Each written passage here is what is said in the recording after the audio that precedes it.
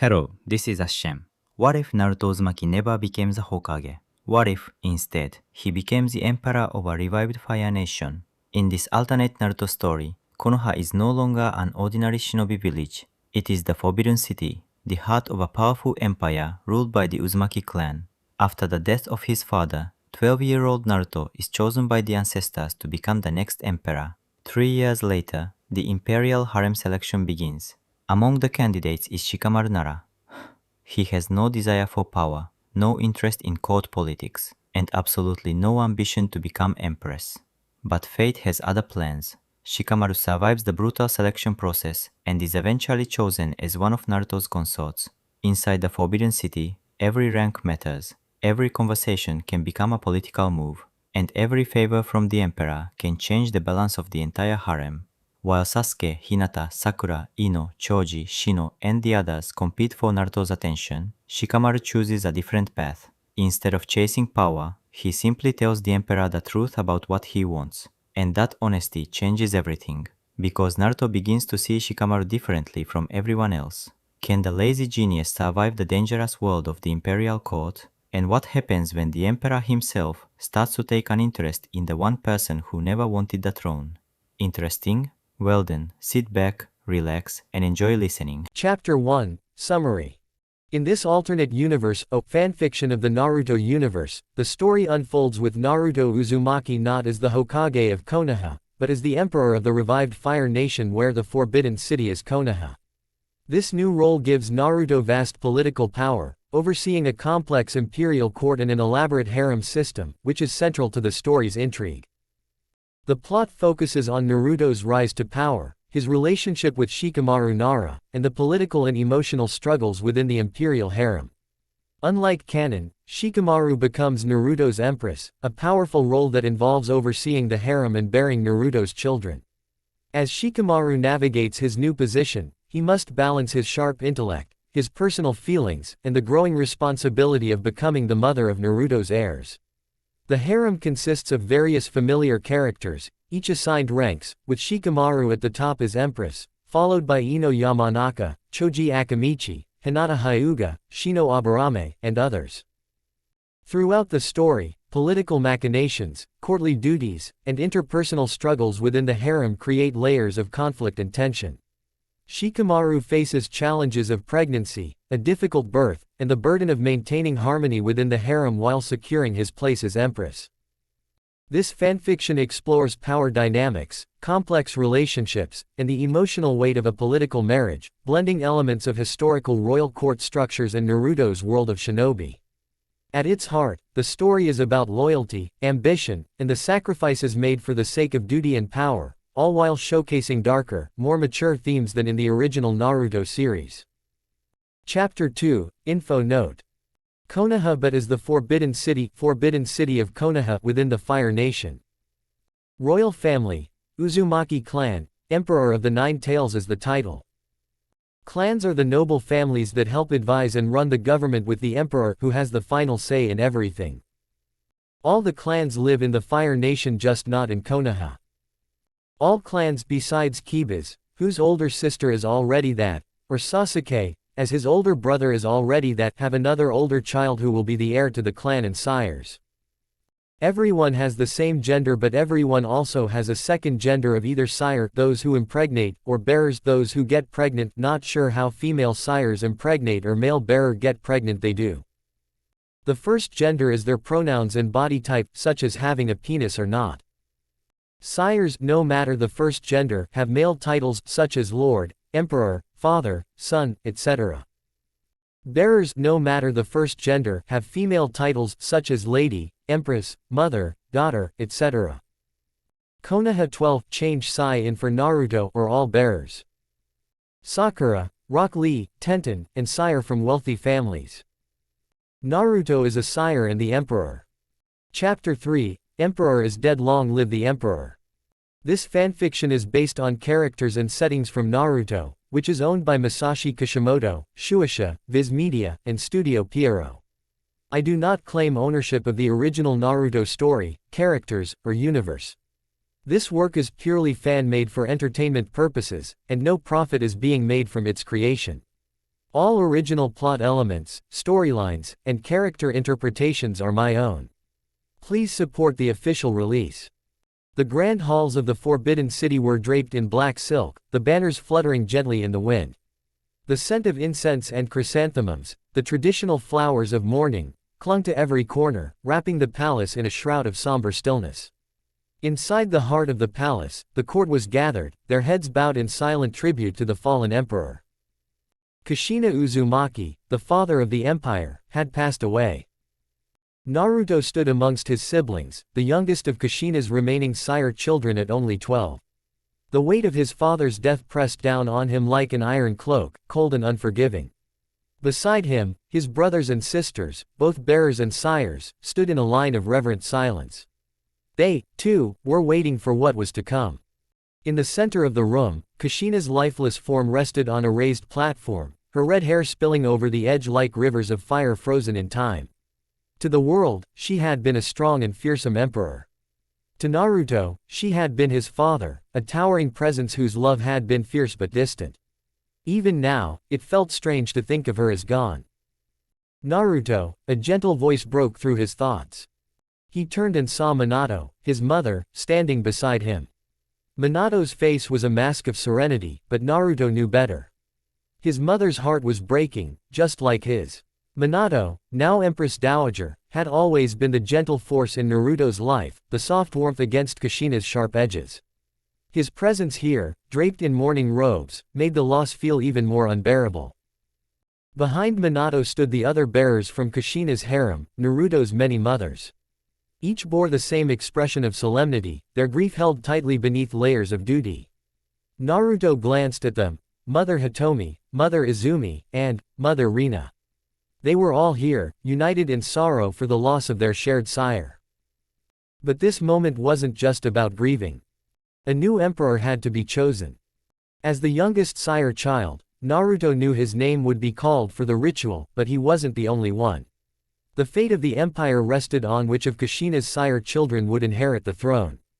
The ritual that would determine the next ruler was sacred, passed down through generations of the Uzumaki line.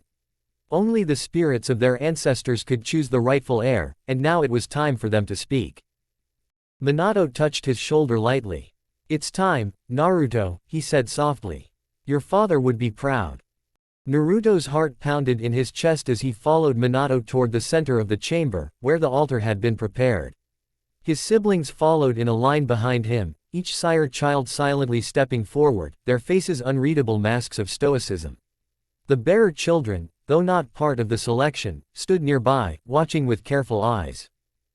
The court elders, dressed in long robes, began to murmur the sacred incantations.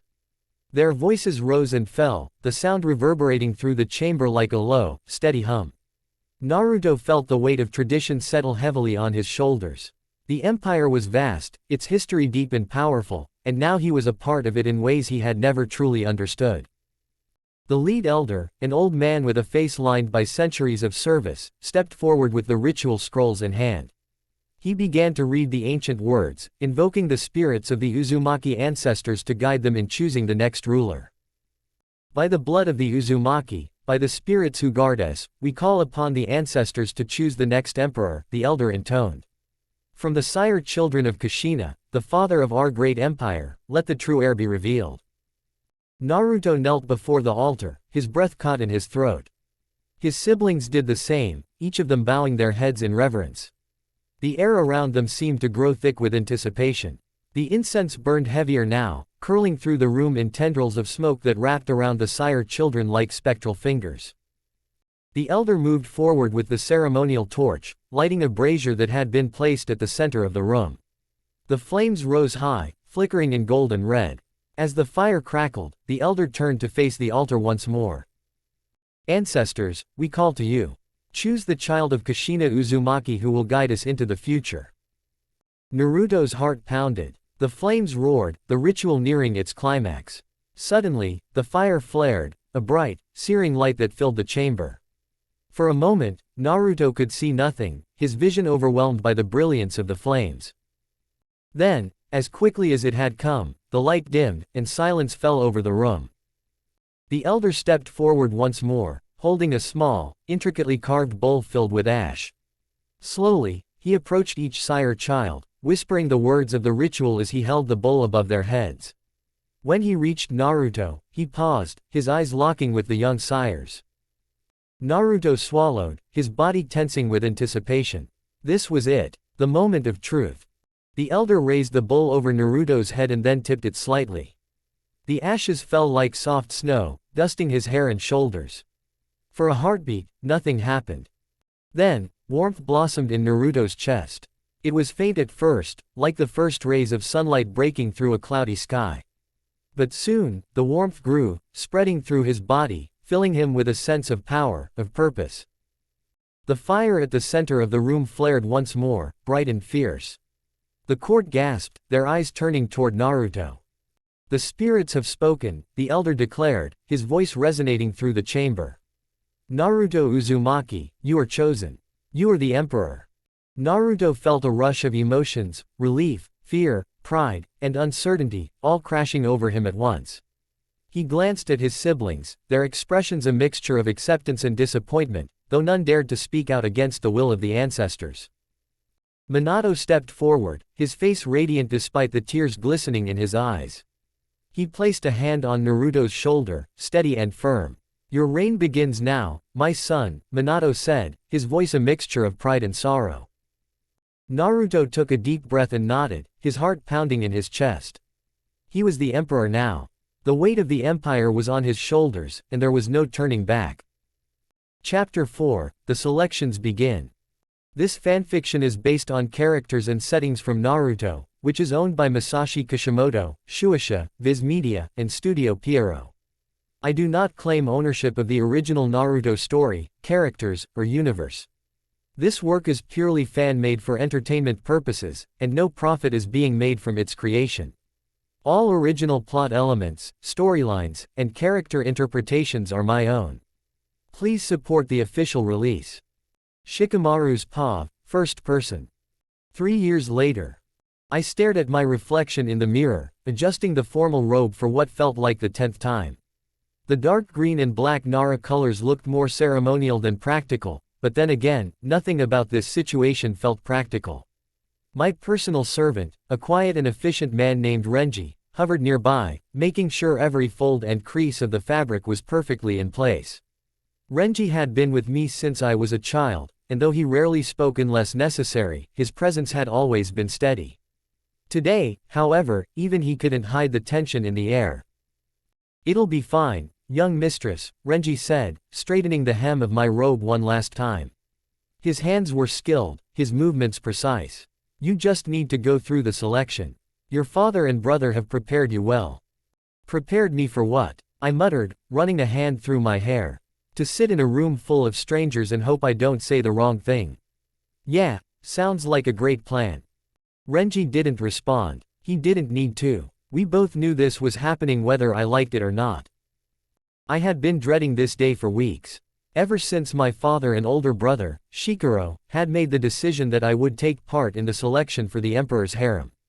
I wasn't exactly thrilled about the idea, but the Nara clan had spoken. This wasn't just about me, it was about the future of the entire clan. And refusing wasn't an option. I still think shouldn't go, if only Shikamaru was able to, I said, more to myself than to Renji.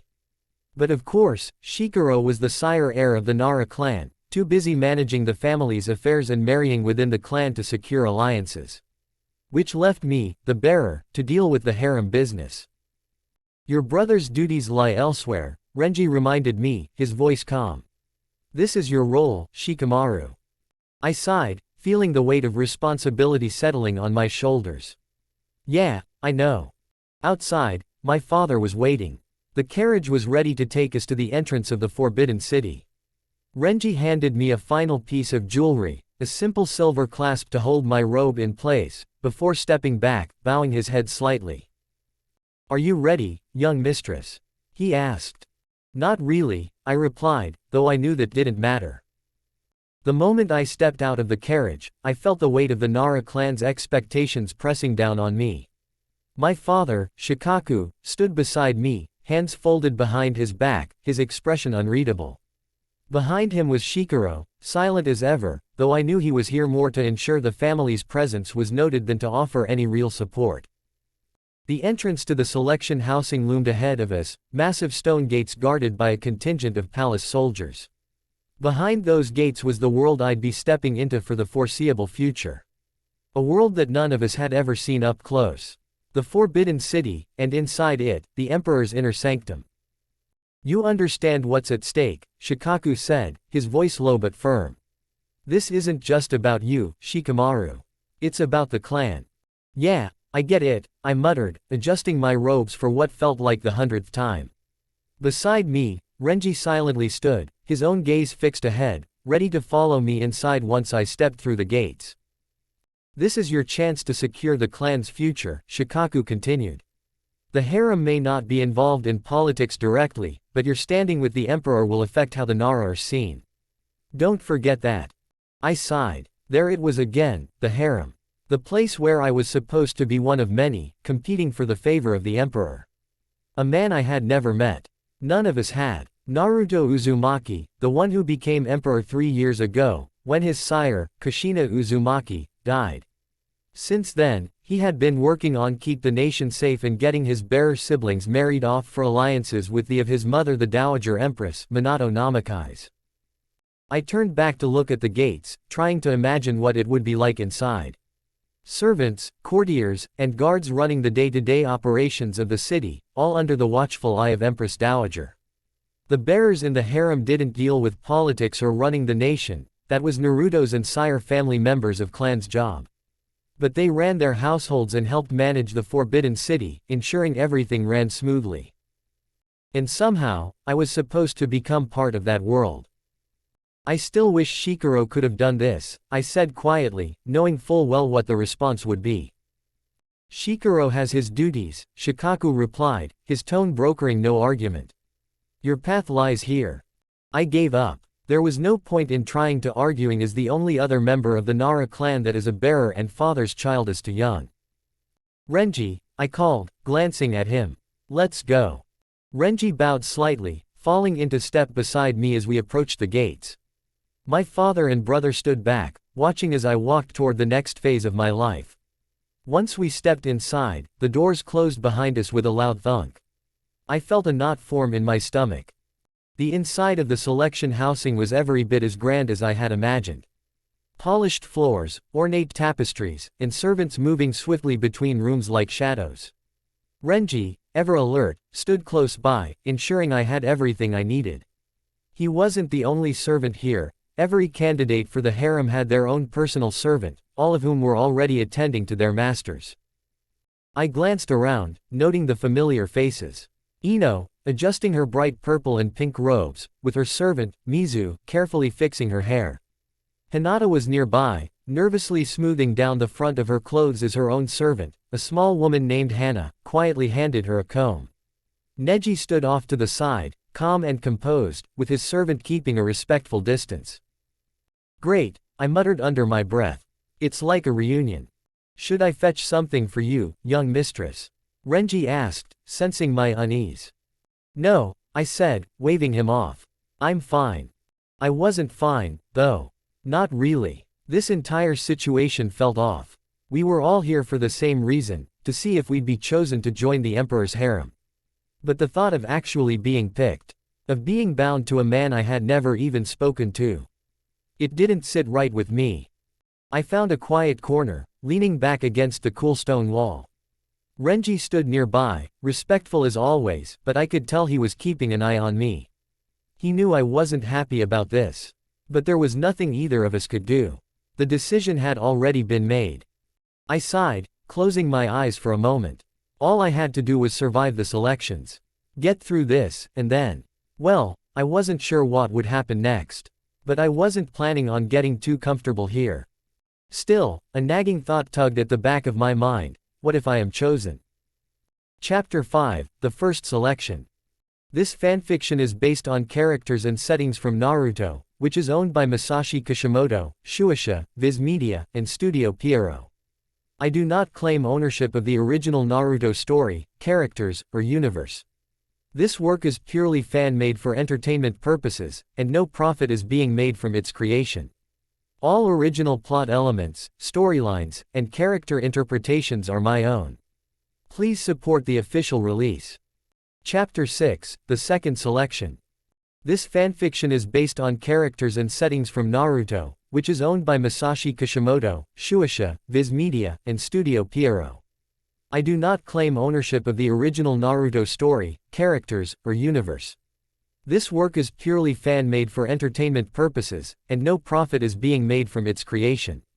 All original plot elements, storylines, and character interpretations are my own. Please support the official release.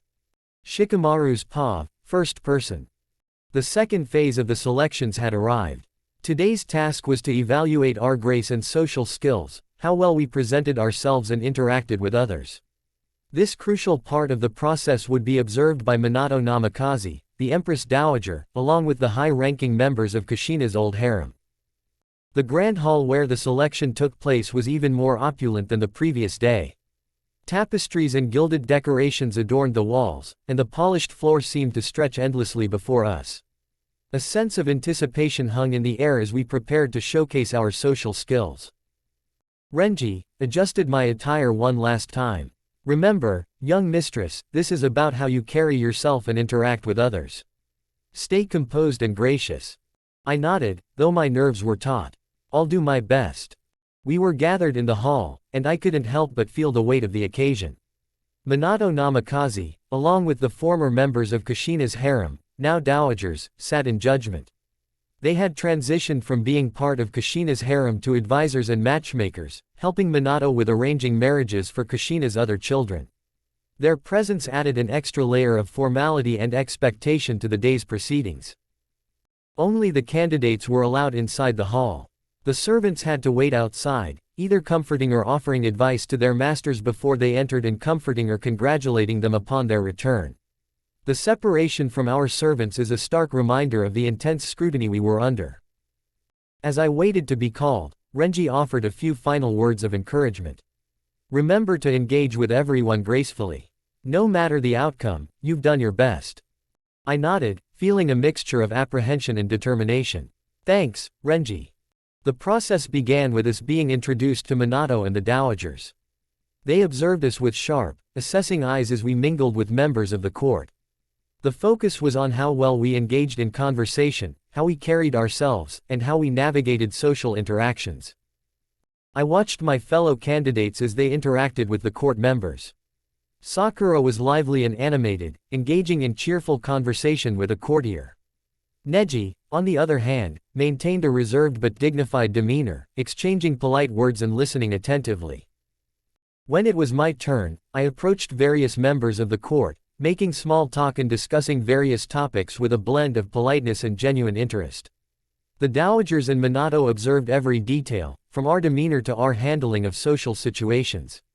It was a grueling experience, with each interaction feeling like a test. Throughout the day, Minato discreetly signaled to a servant to hand out flowers to those who did not meet the expected standards. The flowers were brightly colored, contrasting with the formal attire of the recipients and marking them as those who had not passed this part of the selection. As I finished my final interactions and exited the hall, I saw Renji waiting for me. His expression was one of calm reassurance, and he offered a supportive smile. Well done, young mistress. Let's see what the results are. I took a deep breath as we walked back to our quarters. The day had been exhausting, but I hoped that my efforts had been sufficient. The presence of the dowagers and their high expectations had made the process even more intense. Renji's quiet support was a comfort, and as we reached our quarters, I felt a mixture of relief and anticipation. One more phase remained, and I knew it would be the most critical of all. Chapter 7, The Final Selection. This fanfiction is based on characters and settings from Naruto, which is owned by Masashi Kishimoto, Shueisha, Viz Media, and Studio Pierrot. I do not claim ownership of the original Naruto story, characters, or universe. This work is purely fan-made for entertainment purposes, and no profit is being made from its creation. All original plot elements, storylines, and character interpretations are my own. Please support the official release. Shikamaru's paw, first person. The final part of the selections had arrived. The moment of truth was upon us. This was the phase where we would be presented to the Emperor, Naruto, and our fate would be decided. As I prepared for this final stage, my nerves were on edge. Despite having tried my best in the previous rounds, I had no desire to be selected for Naruto's harem. I was mainly concerned with not shaming my family. The pressure to perform well and avoid embarrassment was weighing heavily on me. Renji adjusted my attire with practiced care. Remember, young mistress, maintain your composure and grace. You've done your best. I nodded, feeling a mixture of apprehension and resolve. Thanks, Renji. The chamber where the final selection was held was a grand room, decorated with rich tapestries and elegant furnishings. At the far end of the room was a raised platform where Naruto sat on a throne-like chair. Minato Namikaze stood beside him, and they were the only ones present for this final phase. The room was silent except for the occasional shuffling of feet and the whispers of anticipation. One by one, we entered the chamber. As we did, we were expected to kneel before Naruto, keeping our gaze lowered. The gravity of the moment made each step feel like a test in itself. We had to wait for Naruto's judgment, which would be conveyed through a simple gesture. A shake of his head from Naruto indicated that we had not passed, while a raised hand signified that we had been selected. My turn finally came. I stepped into the chamber, feeling the weight of the silence pressing down on me. I approached the platform and knelt gracefully, my gaze firmly fixed on the floor. I focused on remaining composed and respectful, despite the turmoil of emotions within me. Naruto's presence was commanding, and I could feel his scrutiny even without meeting his eyes. Minato stood beside him, observing intently. The process was straightforward but tense. Each candidate's fate would be decided in these silent moments. I heard the subtle rustle of fabric as Naruto made his judgment. My heart raced as I waited for the signal. Minato signaled to the servants. I was given a jade coin. This small gesture felt monumental as it meant that I had passed this final round. As I stood and was escorted out of the chamber, I was directed towards the gardens. Those of us who received a jade coin were to go there for further instructions. The gardens were a serene contrast to the tense atmosphere of the chamber, offering a brief respite before the next steps. Renji met me outside the chamber, his expression a mix of relief and pride. Congratulations, young mistress. You did well. Thanks, Renji, I said, feeling a complex mix of emotions. I was relieved that I had not shamed my family, but the realization of being selected lingered with a sense of unease. As I walked towards the gardens, I couldn't shake the feeling of uncertainty. The final selection was over, and I had passed, but what lay ahead was still unknown. The gardens offered a moment of calm before the next phase of this journey began. Chapter 8, The Escort. This fanfiction is based on characters and settings from Naruto, which is owned by Masashi Kishimoto, Shueisha, Viz Media, and Studio Pierrot. I do not claim ownership of the original Naruto story, characters, or universe. This work is purely fan-made for entertainment purposes, and no profit is being made from its creation. All original plot elements, storylines, and character interpretations are my own. Please support the official release. Shikamaru's paw, first person. The tension in the gardens had eased somewhat, though the atmosphere was still heavy with unspoken thoughts. We had passed the final selection, but this was only the beginning of what lay ahead. We stood silently, waiting for our next instructions, some of us exchanging nervous glances, while others looked distant, lost in their own thoughts. It wasn't long before a servant appeared, bowing deeply before addressing us. Those who have received the jade coin are to return to your family homes. You will be escorted by 2 royal guards to ensure your safety and security until your rank is decided, and your entrance into the Forbidden City is confirmed. The servant paused, eyes scanning the group to ensure we were all paying attention. Each of you will also be assigned a teacher who will accompany you home and prepare you for your future life within the Emperor's harem. You are to remain at your family home during this time and are advised, instructed, not to leave for your own safety. The underlying threat in that statement wasn't lost on me. Safety was just another way of saying they wanted to ensure we didn't bolt for the hills before officially being tied to the Emperor's harem. Not that I would try to run, my family's honor was at stake, but I couldn't shake the feeling of being a caged bird, watched and monitored at all times. We were dismissed back to our quarters to pack, or rather, to let our personal servants pack for us.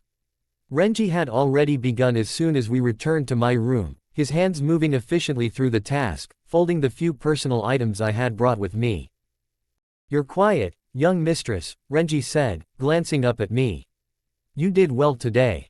"I did what I had to," I said, not really in the mood to talk. My thoughts were a tangled mess of relief and dread. I didn't want this life, but I had no choice. My family's reputation and future were now bound to my performance.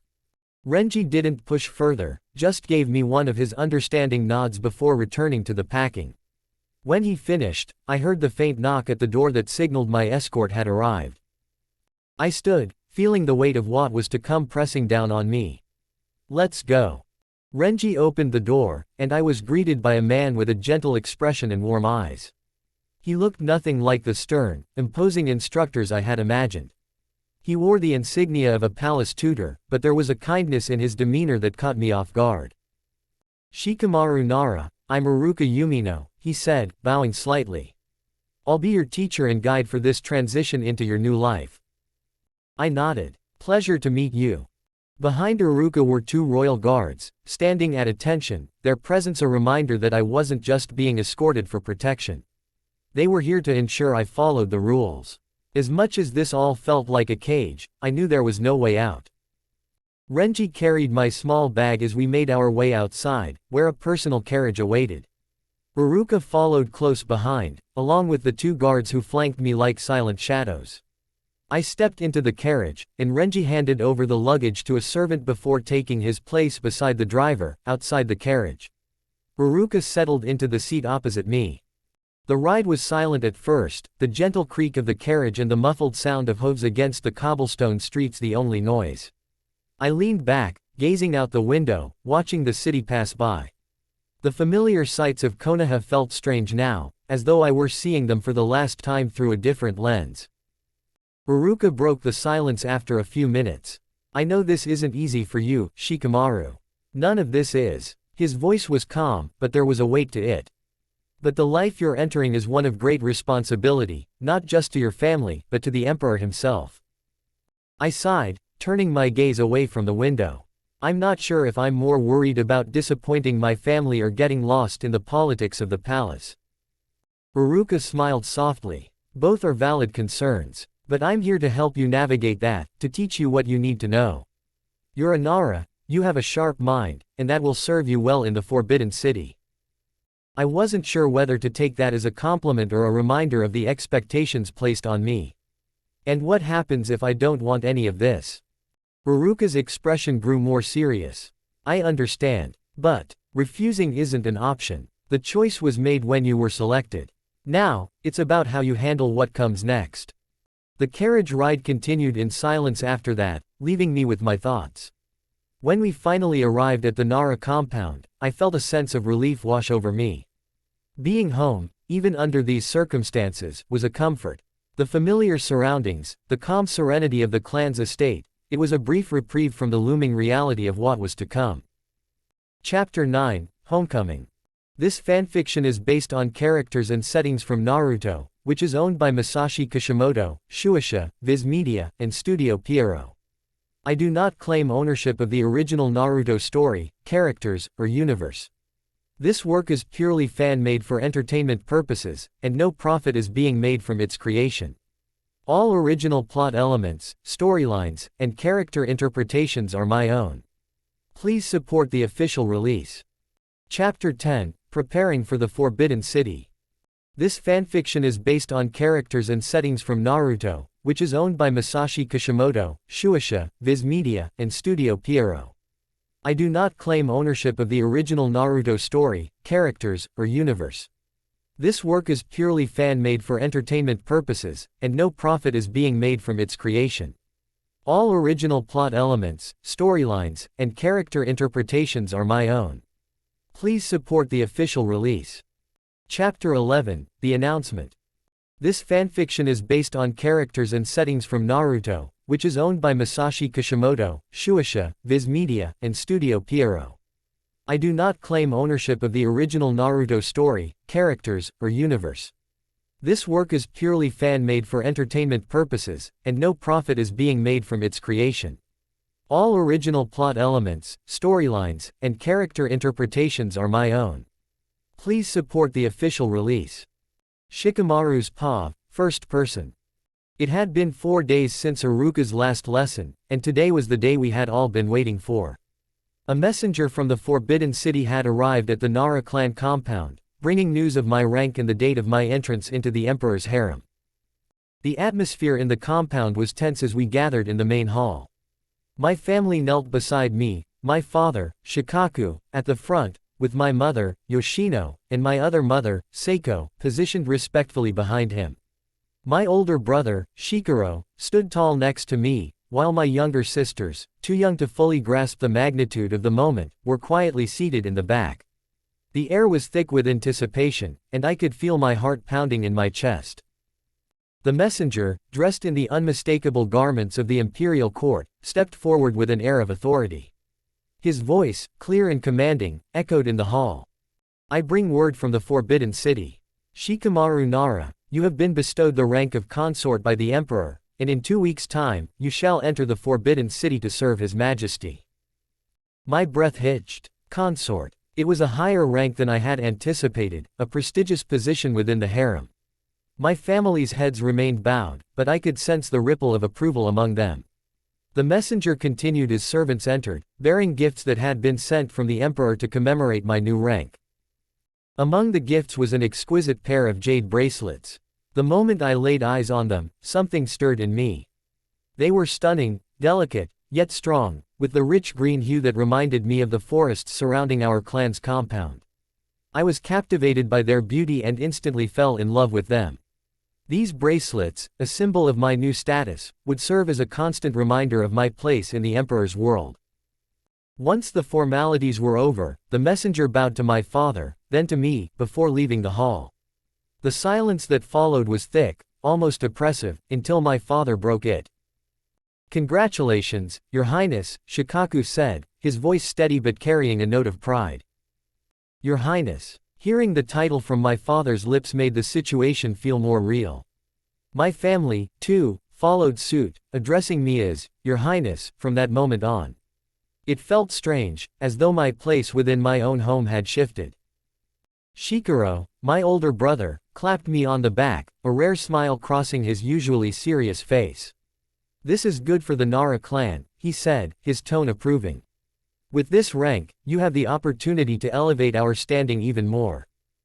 My father nodded in agreement. "Shikaro is right. You have the chance to climb even higher in the Emperor's favor, but remember, you must never fall in rank. Doing so could harm our family and our clan's reputation." I bowed my head slightly in acknowledgement, the weight of their expectations pressing down on me. The thought of rising even further in the Emperor's harem wasn't particularly appealing, but I knew the stakes. My rank wasn't just about me, it was about the Nara clan, our honor, and our future. Iruka, who had been standing silently at my side throughout the proceedings, stepped forward to address the family. "Shikamaru can bring 2 servants from the Nara compound to serve him in the Forbidden City," he explained. "This is standard for all consorts." Shikaku gave a slight nod. "You may choose any 2 you wish, Shikamaru," he said, his tone respectful now that my rank had been established.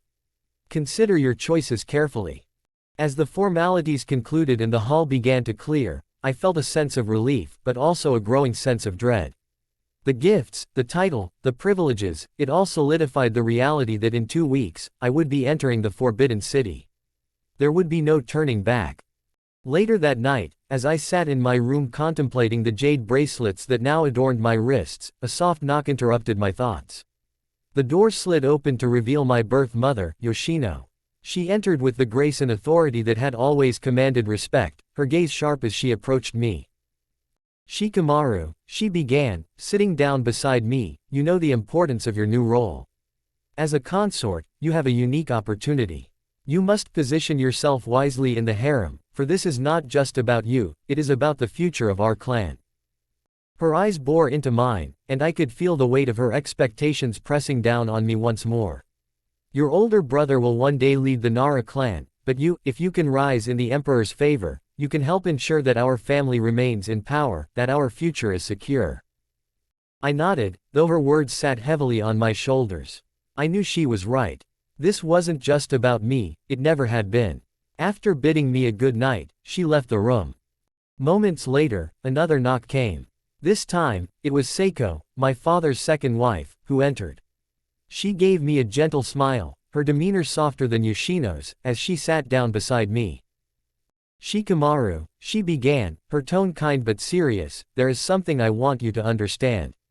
Being a consort means you are the Emperor's second wife in rank, not his main wife, not the Empress. You will not have the same privileges. But that doesn't mean you cannot find your own happiness. Her words were a stark contrast to Yoshino's, and I looked at her curiously as she continued. Your father and brother may want you to focus on giving the Emperor a sire child, but I want you to know that bearer children are just as valuable, she said softly. They may not inherit the throne, but they can help secure alliances, and they will love you in a way the Emperor may never be able to. Her words struck a chord in me. The idea of finding happiness, even in such a restrictive environment, was something I hadn't considered. Seiko gave me a warm smile, placing a hand gently on mine. Take every chance to become a mother, Shikamaru. Your child will be your greatest source of love and comfort in a world where you may find little of either. She stood, leaving me with those parting words, and wished me a good night. As I lay in bed, staring at the jade bracelets glinting softly in the moonlight, I couldn't help but feel the gravity of what lay ahead. The path before me was filled with uncertainty, but for the first time, I found myself wondering if I could carve out a future of my own. One that was not just for the Nara clan, but for me. 2 weeks. Then, my life as I knew it would change forever. Chapter 12, The Move to the Forbidden City. This fanfiction is based on characters and settings from Naruto, which is owned by Masashi Kishimoto, Shueisha, Viz Media, and Studio Pierrot. I do not claim ownership of the original Naruto story, characters, or universe. This work is purely fan-made for entertainment purposes, and no profit is being made from its creation. All original plot elements, storylines, and character interpretations are my own. Please support the official release. Shikamaru's POV, first person. The last 2 weeks passed faster than I expected. Every moment had been spent preparing for today, the day I would leave the Nara clan compound and take my place as consort in the Emperor's harem. The weight of that title still felt foreign, as though it belonged to someone else. Uruka, Renji, and Jiro, my second chosen personal servant, oversees every detail. Jiro, who my mother had recommended, was an older man with a calm, steady presence. His sharp eyes and efficiency made him invaluable, and together with Renji, they packed my belongings with care. Every item was scrutinized by Uruka, ensuring that nothing forbidden or inappropriate would be brought into the Forbidden City. Despite the busyness of the preparations, I had made time to walk through the grounds of the Nara clan compound. I committed every familiar path, every tree, every corner to memory. There was a heaviness in knowing that once I left, I would never return. The moment I stepped through the gates of the Forbidden City, my life outside would be over. The rules were clear. Once inside, I would only leave under the Emperor's express wish, and even then, it would be rare. The chances of seeing the Nara compound again were almost non-existent. I spent quiet moments sitting beneath the shade of the large trees, watching the deer that roamed the compound, wishing for a fraction of their freedom. I let myself feel the weight of what was coming, trying to prepare my mind for the fact that everything I had known would soon be a distant memory. Meals with my family had been different these past weeks. I now sat in a place of honor, my rank demanding more formality than before. My father and brother, both pleased with my new position, spoke often of politics and strategy. They reminded me of my responsibility to the clan, subtly urging me to use my influence to help elevate our standing. I listened, nodded, but kept my thoughts to myself. And now, the day had come. At the gates of the Nara clan compound, my family gathered for one final farewell. According to tradition and law, they would not accompany me to the gates of the Forbidden City. This was a journey I had to make alone, accompanied only by my escorts. Take care of yourself, Shikamaru, my father said, his voice low and steady, though his eyes betrayed a rare softness. "Remember what we've spoken about?" "Of course, father," I replied, bowing deeply. My mother, stoic as always, placed a hand on my shoulder. "You're doing your duty. Be proud, and never bring shame to our name." "I won't, mother." Then, my second mother, Yuna, stepped forward. Her gaze held warmth, and she smiled, though it didn't reach her eyes. "Shikamaru, don't forget what we talked about. Your happiness matters too." I gave her a small nod, grateful for her words. While everyone else had focused on the Nara clan's position, she had been the only one to remind me that I had my own life to live. Finally, my siblings gathered around. My older brother, Shikaro, gripped my shoulder firmly. "You'll do well. Just remember, this is only the beginning. There's always room to climb." My younger sisters, both under 10 years old, looked up at me with wide, curious eyes. They didn't fully understand the gravity of the situation, but they knew something was changing. "Goodbye, Shikamaru," they whispered in unison. I gave them a small smile. "Goodbye." And with that, it was time to leave. Uruka stood beside the carriage, along with Renji and Jiro, and a small group of guards assigned to escort me to the Forbidden City.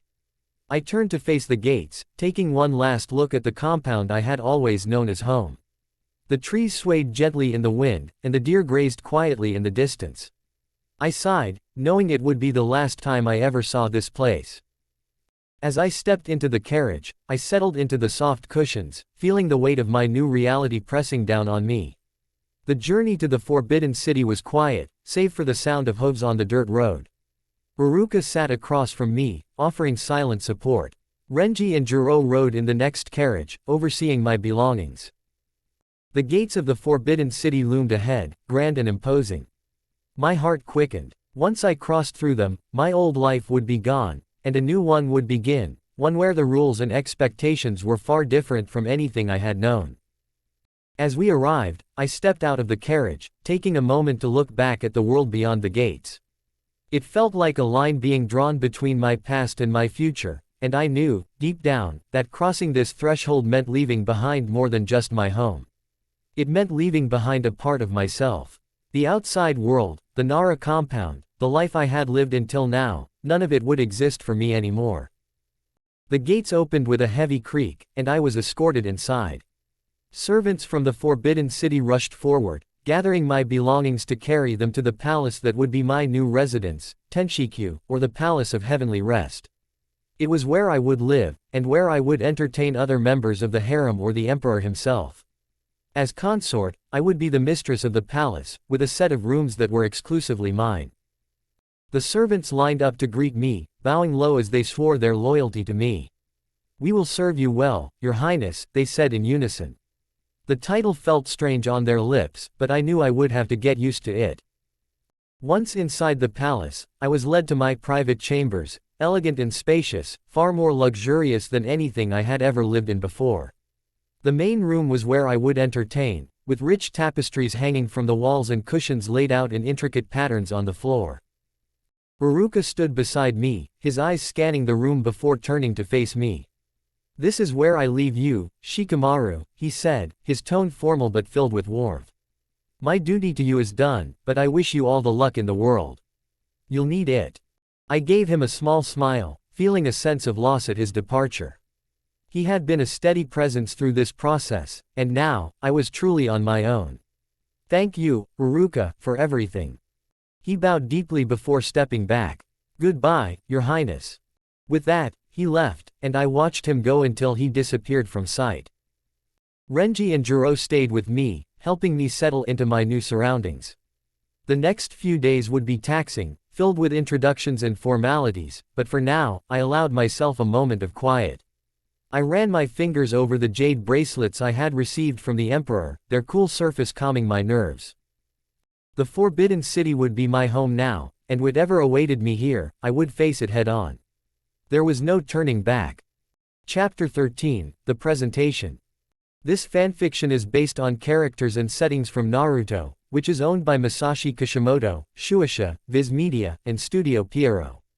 I do not claim ownership of the original Naruto story, characters, or universe. This work is purely fan-made for entertainment purposes, and no profit is being made from its creation.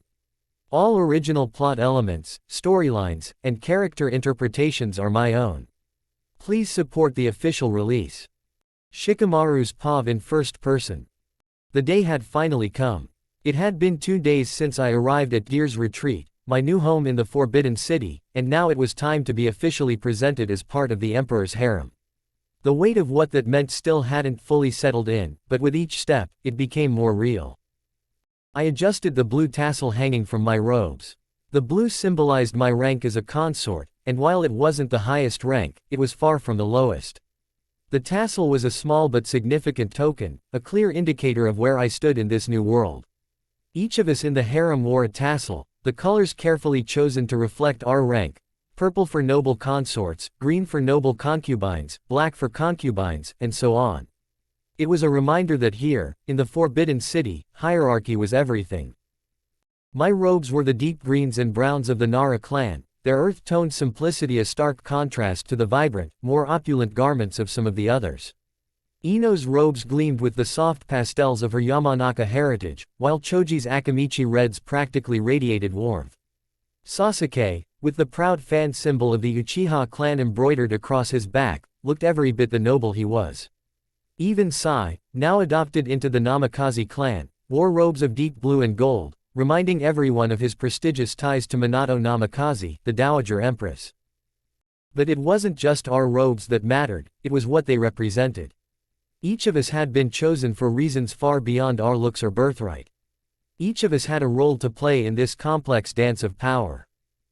And behind each of us stood our personal servants, shadows of ourselves that would follow us everywhere within the Forbidden City. Renji and Aki, my two chosen servants, stood quietly behind me, ready to attend to my every need. Every member of the harem had their own personal servants, attendants who would be by our sides at all times, helping us navigate the intricacies of court life and the endless rules that governed our existence. We were all lined up, standing silently in the grand hall, waiting to be officially presented. The hall was enormous, a masterpiece of architecture, filled with golden tapestries and jade inlays, the air heavy with the smell of incense. I felt the weight of my own heartbeat as I looked around at the others. Some of them were nervous, their expressions tight, while others seemed more composed, already calculating their next move. The Dowager Empress, Minato Namikaze, sat upon a raised platform, his posture regal and commanding. Though not the emperor, his presence was undeniable. It was said that Minato wielded almost as much power as the emperor himself, especially within the walls of the Forbidden City. His expression was calm, almost warm, but I could feel the sharpness in his gaze as he observed us one by one. Our names were called, starting from the highest-ranking members of the harem. Noble Consort Sasuke Uchiha, Noble Consort Hinata Hyuga, the court official announced. Sasuke and Hinata stepped forward with quiet grace, their purple tassels marking them as noble consorts, the highest-ranking members of the harem after the yet-to-be-appointed empress. They knelt before Minato, heads bowed in submission, waiting for his acknowledgement. Minato's eyes lingered on them for a moment before nodding, signaling them to rise. Consort Shikamaru Nara, Consort Shino Aburame, Consort Sai Namikaze, the official continued.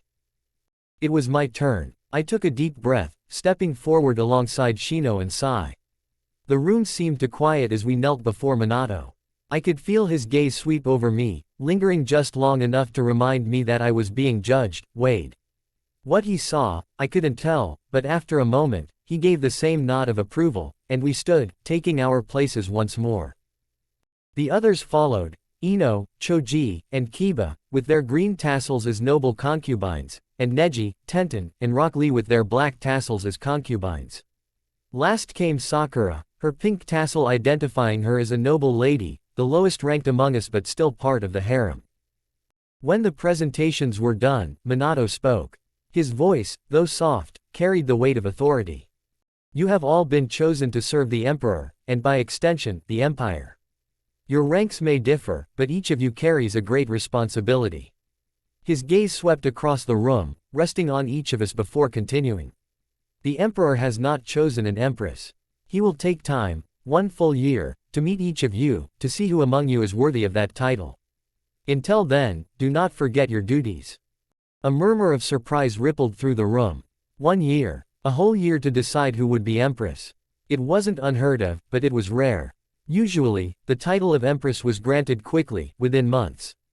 The fact that the emperor was delaying this decision meant that each of us had a chance, however slim, to become the empress. But with that chance came the danger of competition. The next year would be filled with subtle power plays, alliances, and no small amount of treachery. I could already feel the tension thickening in the air, as if everyone was sizing each other up, silently calculating their next moves. After the ceremony, I returned to Deer's retreat, trying to process everything. My thoughts were a jumble of uncertainty and strategy. I knew that I wasn't the most ambitious person here, but that didn't mean I could afford to be careless. The Forbidden City was a world of politics and games, and whether I liked it or not, I was now a player. Later that evening, Ino and Choji visited me in my palace. It was a relief to see them, to have some familiar faces among the uncertainty of this new life. Ino, as usual, didn't waste time. "Well," she said, flopping onto one of the cushions in my receiving room, "a whole year to decide who gets to be empress. That's plenty of time for everyone to make their moves." Choji nodded, his expression more serious. "We have to be careful, Shikamaru. You know that this year is going to be all about positioning and alliances. Everyone's going to be trying to figure out who's with them and who's against them." I sighed, running a hand through my hair. "I know. I just don't want to get caught up in the mess of it all." Ino raised an eyebrow. "You might not want to, but you're already in it. You're a consort, Shikamaru. You've got enough rank to make you a target if you're not careful, but not enough to ignore all of this." I leaned back against the cushions, staring up at the ceiling. She was right. The next year would be a battlefield of whispered rumors, strategic alliances, and constant vigilance. Already, I could feel the subtle pressure from the other consorts and concubines, each of them with their own ambitions and desires. We spent the rest of the evening discussing the others in the harem, who seemed likely to ally with whom, who might pose the biggest threats, and who was already making moves to secure favor. Sasuke, we all agreed, was the most ambitious. He had the highest rank of the men in the harem, and his ambitions were clear. He was likely to be the emperor's favorite early on, especially since. The next morning, the rumors were confirmed. The emperor had spent the night at Sakura Hall, Sasuke's palace. Chapter 14, The Wait. This fanfiction is based on characters and settings from Naruto, which is owned by Masashi Kishimoto, Shueisha, Viz Media, and Studio Pierrot. I do not claim ownership of the original Naruto story, characters, or universe. This work is purely fan-made for entertainment purposes, and no profit is being made from its creation. All original plot elements, storylines, and character interpretations are my own. Please support the official release. 3 weeks had passed since my arrival in the Forbidden City, and the initial whirlwind of acclimating to palace life had begun to settle. Today, I took a brief respite from the relentless pace of my new reality.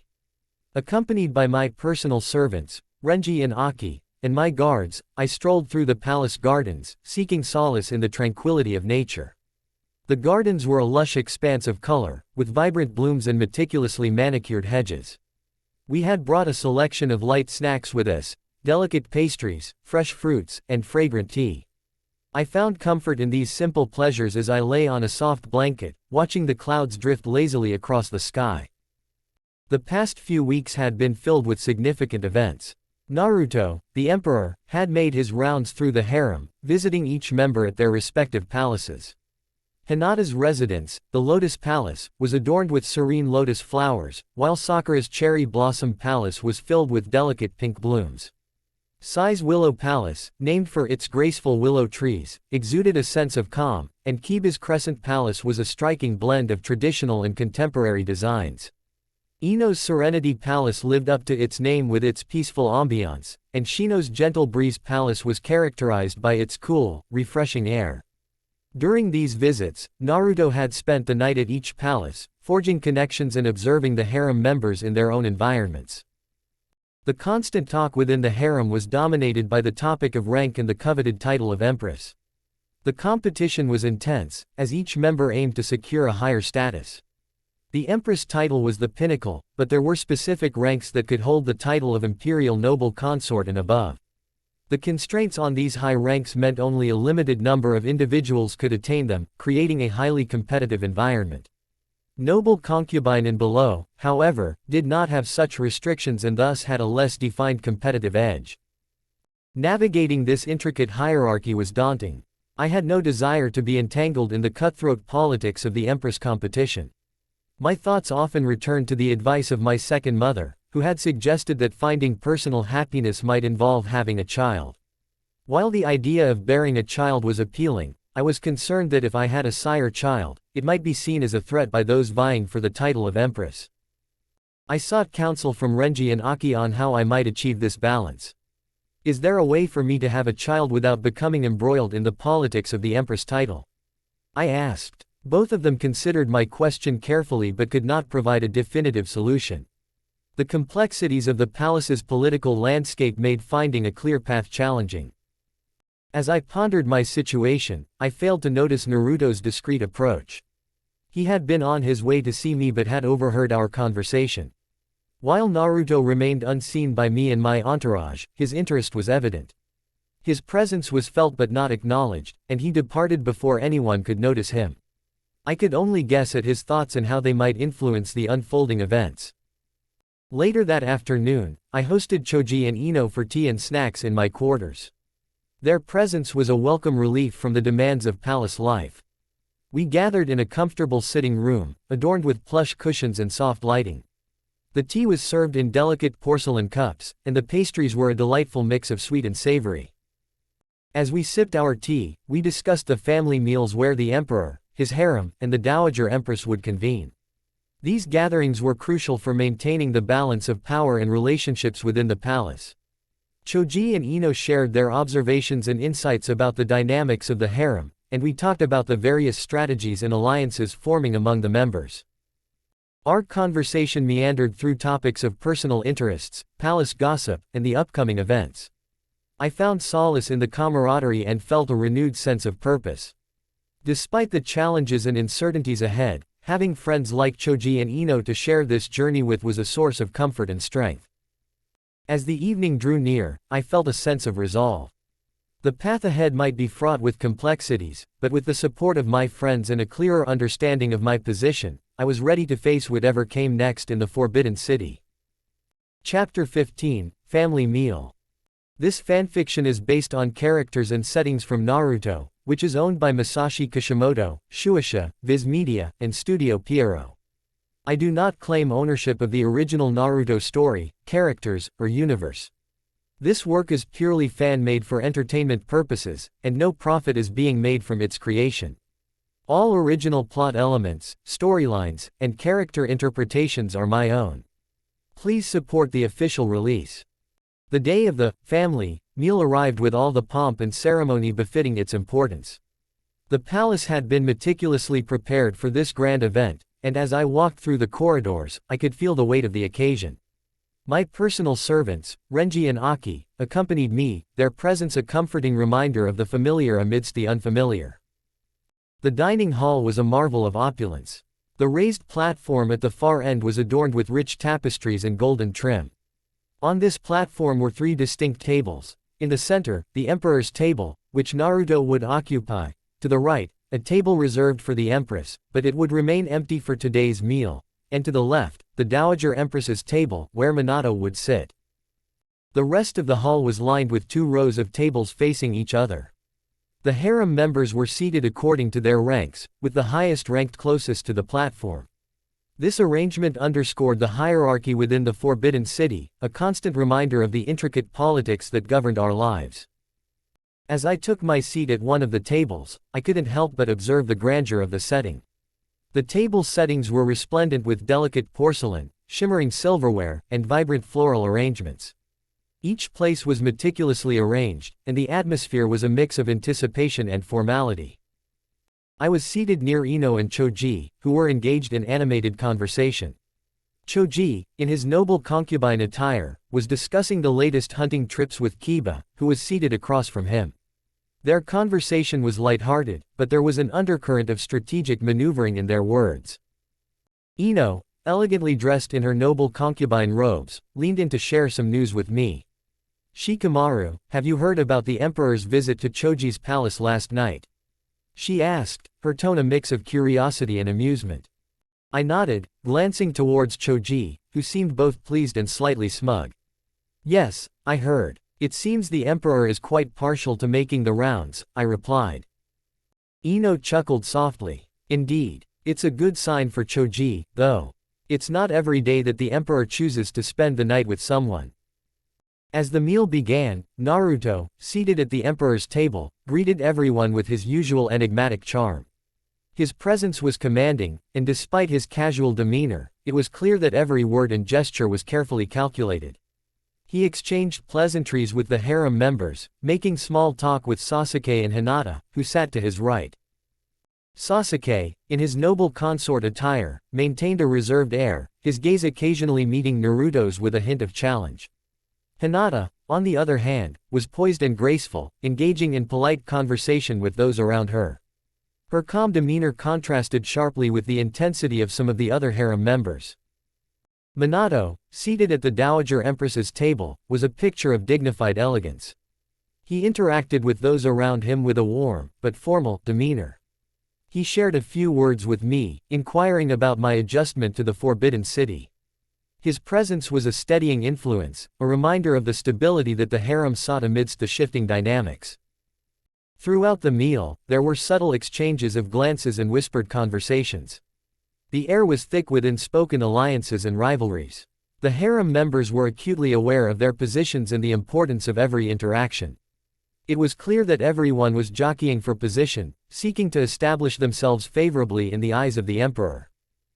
After the meal, as the plates were cleared and the hall began to empty, I took a moment to reflect on the day's events. The grandeur of the setting and the formality of the occasion were reminders of the complexities of life within the Forbidden City. Each meal, each interaction, was a piece of the intricate puzzle that defined our roles here. As I prepared to leave, I exchanged a few more words with Choji and Ino. They shared their observations about the other members of the harem and speculated on the Emperor's preferences. It was clear that the competition was already heating up, and everyone was eager to position themselves advantageously. The meal had been a reminder of the intricate dance of power and influence that defined our lives. As I returned to my quarters, I couldn't help but wonder about the future and the role I would play in the unfolding drama of the Forbidden City. Chapter 16, The Empress Dowager. This fanfiction is based on characters and settings from Naruto, which is owned by Masashi Kishimoto, Shueisha, Viz Media, and Studio Pierrot. I do not claim ownership of the original Naruto story, characters, or universe. This work is purely fan-made for entertainment purposes, and no profit is being made from its creation. All original plot elements, storylines, and character interpretations are my own. Please support the official release. Chapter 17, The First Visit. This fanfiction is based on characters and settings from Naruto, which is owned by Masashi Kishimoto, Shueisha, Viz Media, and Studio Pierrot. I do not claim ownership of the original Naruto story, characters, or universe. This work is purely fan-made for entertainment purposes, and no profit is being made from its creation. All original plot elements, storylines, and character interpretations are my own. Please support the official release. Shikamaru's Paw. 3 days had passed since Minato's visit, and the anticipation that had been building within me finally reached its peak. The Emperor had decided to visit me this evening. My servant Aki had come rushing in, her face lit with excitement as she delivered the news. The Emperor was coming, Naruto was coming to my palace. I felt a surge of nervous energy. I had spent the last few days preparing, knowing that this moment was inevitable. Armed with the knowledge of Naruto's favorite meal, snack, and tea, I ensured that the dinner would be perfect. I ordered his favorite ramen to be made, along with a selection of snacks and his favorite tea. The palace had been thoroughly cleaned, every corner sparkling in preparation for his arrival. I had also instructed the servants to prepare a side room, in case things didn't go as planned, and Naruto didn't take me to his bed. As evening approached, the tension in my body increased. The final touches were being made to the inner dining area when I heard the sound of footsteps outside. Naruto had arrived. I greeted him at the entrance of my palace, bowing low in respect. Your Majesty, welcome to my humble palace. It is an honor to have you here. Naruto gave me a warm smile, though there was a flicker of something behind his eyes, perhaps guilt. I apologize for not visiting you sooner, Shikamaru. It wasn't my intention to make you wait this long. I straightened, meeting his gaze. I'm here for you whenever you wish, Your Majesty. Just like all the other members of your harem, my loyalty belongs to you. Naruto's eyes softened, and he gave a small nod. I led him through the halls to the inner dining area, where the table was set with all of his favorites. The scent of freshly made ramen filled the air, along with the delicate aroma of the tea that I knew he enjoyed. Naruto's face lit up when he saw the spread before him, and it was in that moment that I felt a surge of confidence. Everything here is for you, Your Majesty. I hope it's to your liking. We sat down to eat, and as we did, I found myself asking how he had been, genuinely curious about his well-being. In turn, Naruto asked me several questions, about life in the palace, my thoughts on the harem, and my role within it. I answered as best I could, always keeping in mind that my goal tonight wasn't just to please him with food, but to build a connection. After dinner, I led him to a small theater hall within my palace. I had planned something special for him, something that I hoped would engage him in a way that would stand out from his other visits. In the center of the hall was a Go board, set up with only one stone of each color, white and black. I thought you might enjoy a game, I said, gesturing to the board. Naruto's eyes lit up with curiosity, and I explained the game I had created. It's a bit of a twist on the traditional game of Go. The rest of the stones are hidden around the hall, and we have to find them in order to place them on the board. You can have as many turns as you want, as long as you keep finding your color stone before I find mine. Naruto grinned, clearly intrigued by the idea. This sounds fun, he said, his excitement palpable. He took the white stones, and I took the black. For the next hour, we played, searching the hall for the hidden stones and placing them on the board as we found them. Naruto was quick, finding more stones than I did, and by the time we decided to stop, he was clearly ahead. We retreated to the entertainment room afterward, sitting comfortably as we continued to talk. Naruto leaned back, studying me carefully before asking the question I knew would come eventually. Shikamaru, why haven't you tried to promote yourself? You're intelligent, and your family is well respected. Surely, you could make a bid for the title of Empress if you wanted to. I met his gaze, choosing my words carefully. If that's what you wanted, Your Majesty, I would try. But the truth is, I'm not seeking the title of Empress. My family might want me to rise in rank for the sake of their status. The Nara clan has always served in strategizing for the Emperor, whether in war or peace. My father and brother would love to hold the title of the Emperor's main strategists. But personally, I hesitated, my thoughts turning inward. I never imagined being in the Emperor's harem. I always thought I'd marry someone who could join the Nara clan and help me raise the next generation. Naruto listened intently, his expression thoughtful. I took a deep breath, recalling my second mother's advice. Now that I am part of your harem, Your Majesty, I do hope to at least follow her words. To have a child, to love them with all my heart. I know that perhaps true love between us might never come, but if I can have children, I know I will be able to love them, and they will love me back. Naruto's eyes softened, a smile tugging at his lips. You're the first one in my harem to say you want a child for the sake of having a child, not just to give me an heir. I smiled in return, the weight in my chest lightening. I'd be happy to give you an heir, but any child, sire or bearer, would bring me joy. The night had grown late, and I could feel the tiredness beginning to settle in. It's late, Your Majesty, I said softly. I've had a side chamber prepared for you, unless, I paused, meeting his eyes. Unless you'd prefer to join me. Naruto's gaze lingered on mine, and in that moment, I knew. He reached for me, his smile warm and inviting. That night, Naruto took me to his bed, the first of his harem to do so. As dawn broke the next day, I awoke with a sense of calm and purpose. Later that morning, a decree was sent out to the entire palace. Shikamaru Nara had been raised to the rank of noble consort. I wasn't just a piece in the game anymore, I had made my move. Chapter 18, The Surprise. This fanfiction is based on characters and settings from Naruto, which is owned by Masashi Kishimoto, Shueisha, Viz Media, and Studio Pierrot. I do not claim ownership of the original Naruto story, characters, or universe. This work is purely fan-made for entertainment purposes, and no profit is being made from its creation. All original plot elements, storylines, and character interpretations are my own. Please support the official release. Shikamaru's Pa, first person. It's been 3 months since I was raised to the rank of noble consort, 5 months since I first became part of Naruto's harem. The day the decree was issued, gifts flowed in as if overnight I became a person of greater significance. Jade rings and a pendant arrived from Naruto to match the jade bracelets he'd gifted me before. Each piece glimmered with a quiet significance. He chose them, he sent them. The Empress Dowager, Minato, was not far behind, sending a set of elaborate headpieces reserved for the highest formal events. As I inspected the finely crafted adornments, I realized the truth: my status had shifted. I was no longer just Shikamaru Nara. I was now someone the whole palace would whisper about. Ino and Choji, my closest confidants in the harem, were quick to visit me that very day. "Everyone knows now," Ino said, her voice brimming with curiosity. "Word's gone around, Naruto took you to his bed." She grinned mischievously, her blue eyes sparkling. I sighed, reclining back onto a cushion. I figured that would happen. Choji chuckled. Sasuke and Sakura weren't exactly pleased.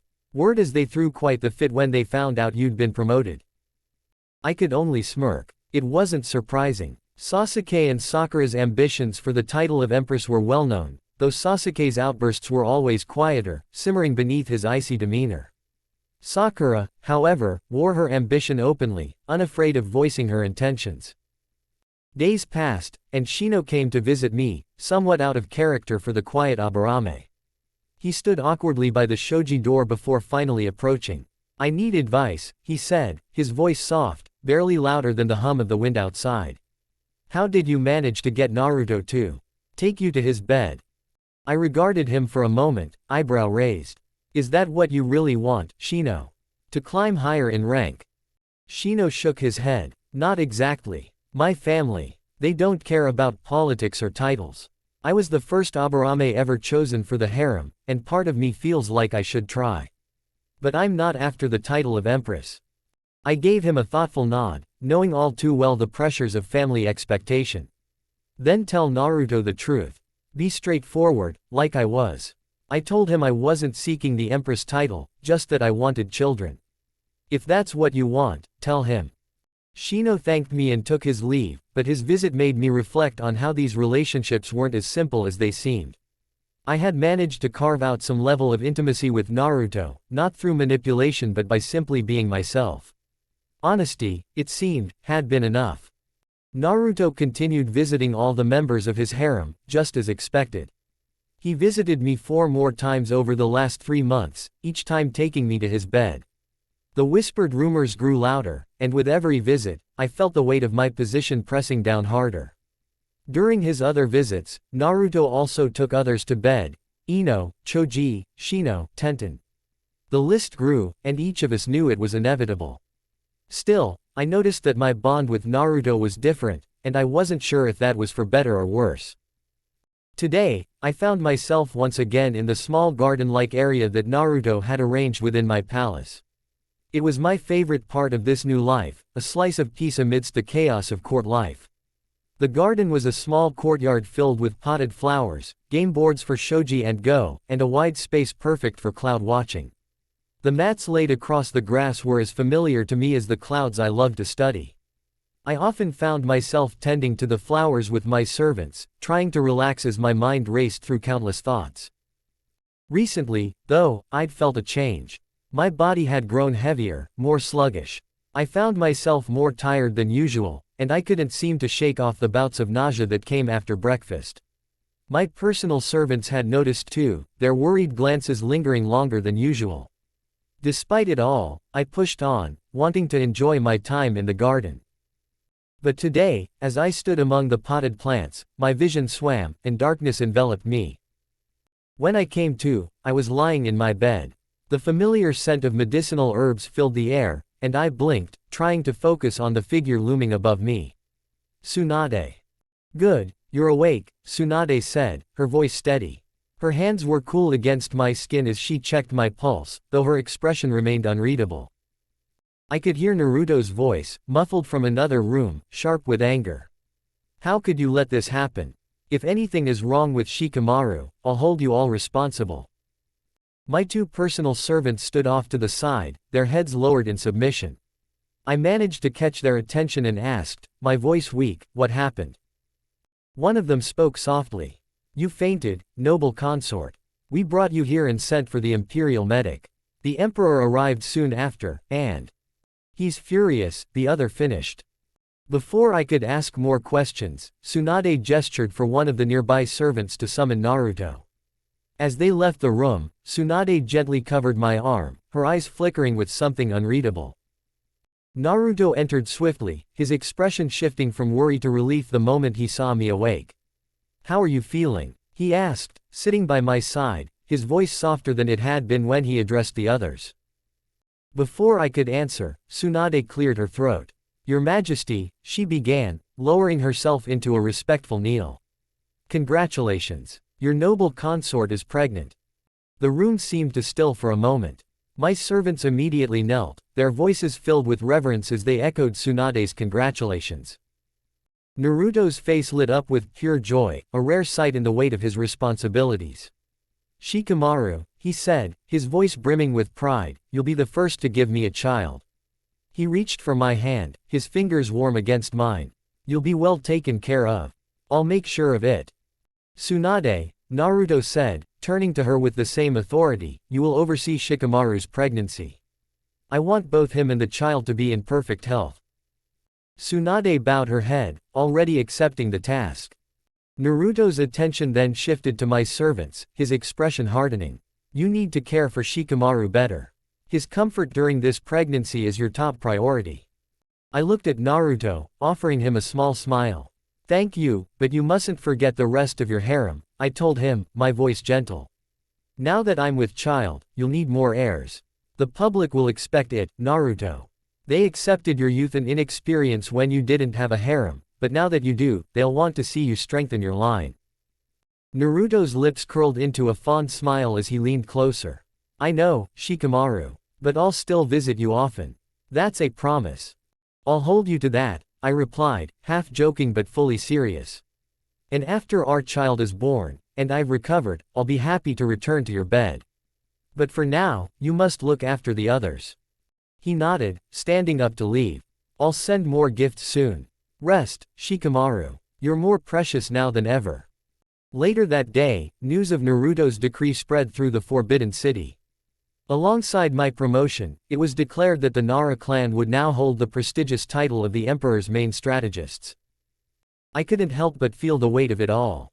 In a matter of months, my life had shifted from one of quiet simplicity to being the Emperor's first consort to bear his child. I was bound to the Forbidden City forever, but in return, I would have a family of my own. Something to love, something that would love me back. Maybe that would be enough. Chapter 19, Imperial Noble Consort. This fanfiction is based on characters and settings from Naruto, which is owned by Masashi Kishimoto, Shueisha, Viz Media, and Studio Pierrot. I do not claim ownership of the original Naruto story, characters, or universe. This work is purely fan-made for entertainment purposes, and no profit is being made from its creation. All original plot elements, storylines, and character interpretations are my own. Please support the official release. Shikamaru's POV, first person. A week had passed since the whirlwind of events that turned my life upside down yet again. The day after the Emperor announced my promotion to Imperial Noble Consort and revealed that I was carrying his first child, I found myself surrounded by both newfound respect and simmering resentment within the harem. That morning, as the sun cast a warm glow over the intricate patterns of my palace walls, I received a visit from Ino, Choji, and Shino. They had become my closest confidants here, a small circle of trust in a world where every word could be a weapon. Ino breezed into my sitting room first, her blonde hair catching the light. Shikamaru, she exclaimed, embracing me gently. Congratulations. Look at you, moving up in the world and making us all proud. Choji followed with a broad smile, his eyes warm. We're so happy for you, he said sincerely. A promotion and a baby on the way, you've been busy. Shino was last, his quiet presence filling the room. Adjusting his glasses, he nodded. Your achievements are well deserved, he said softly. I wanted to offer my congratulations as well. I smiled at them, a genuine warmth spreading through me. Thank you, I replied. It means a lot to have your support. We settled around a low table adorned with delicate porcelain teacups and an assortment of snacks. The aroma of jasmine tea filled the air as we poured ourselves cups, the steam curling upwards like wisps of cloud, reminding me of home. Ino leaned forward, her eyes gleaming with curiosity. So, have you heard about the reactions from the rest of the harem? I raised an eyebrow. I can only imagine. Choji chuckled. Well, let's just say that Sasuke and Sakura weren't exactly thrilled. Word is, they didn't take the news of your promotion and pregnancy very well. Shino nodded in agreement. They see you as a significant obstacle now, especially since you're carrying the Emperor's first child. I sighed, taking a sip of my tea. Those who desire the Empress title will see anyone as a threat. My circumstances just make me a more convenient target. But I have no intention of vying for that position. Ino gave me a sympathetic look. We know that, but they might not believe it. Exactly, Choji added. Now that you're the highest ranked in the harem and have the Emperor's favor, others might try to sway you or undermine you. Shino adjusted his glasses again. We wanted to offer our assistance during your pregnancy, not because we expect anything in return, but because we genuinely want to help. I looked at each of them, grateful for their honesty. I appreciate that more than you know, I said earnestly. And just so you all know, I've already told Naruto that he needs to spend time with everyone in the harem. The public will expect him to have many children. Ino smirked. Playing matchmaker now, are we? I chuckled. Just being practical. We spent the rest of the afternoon discussing lighter topics, the future, the children we hope to have, and the challenges of parenthood within the confines of the Forbidden City. For a moment, the weight of politics lifted, and we were simply friends sharing dreams and fears. Over the next 2 days, the rest of the harem paid their respects, visiting either alone or in pairs.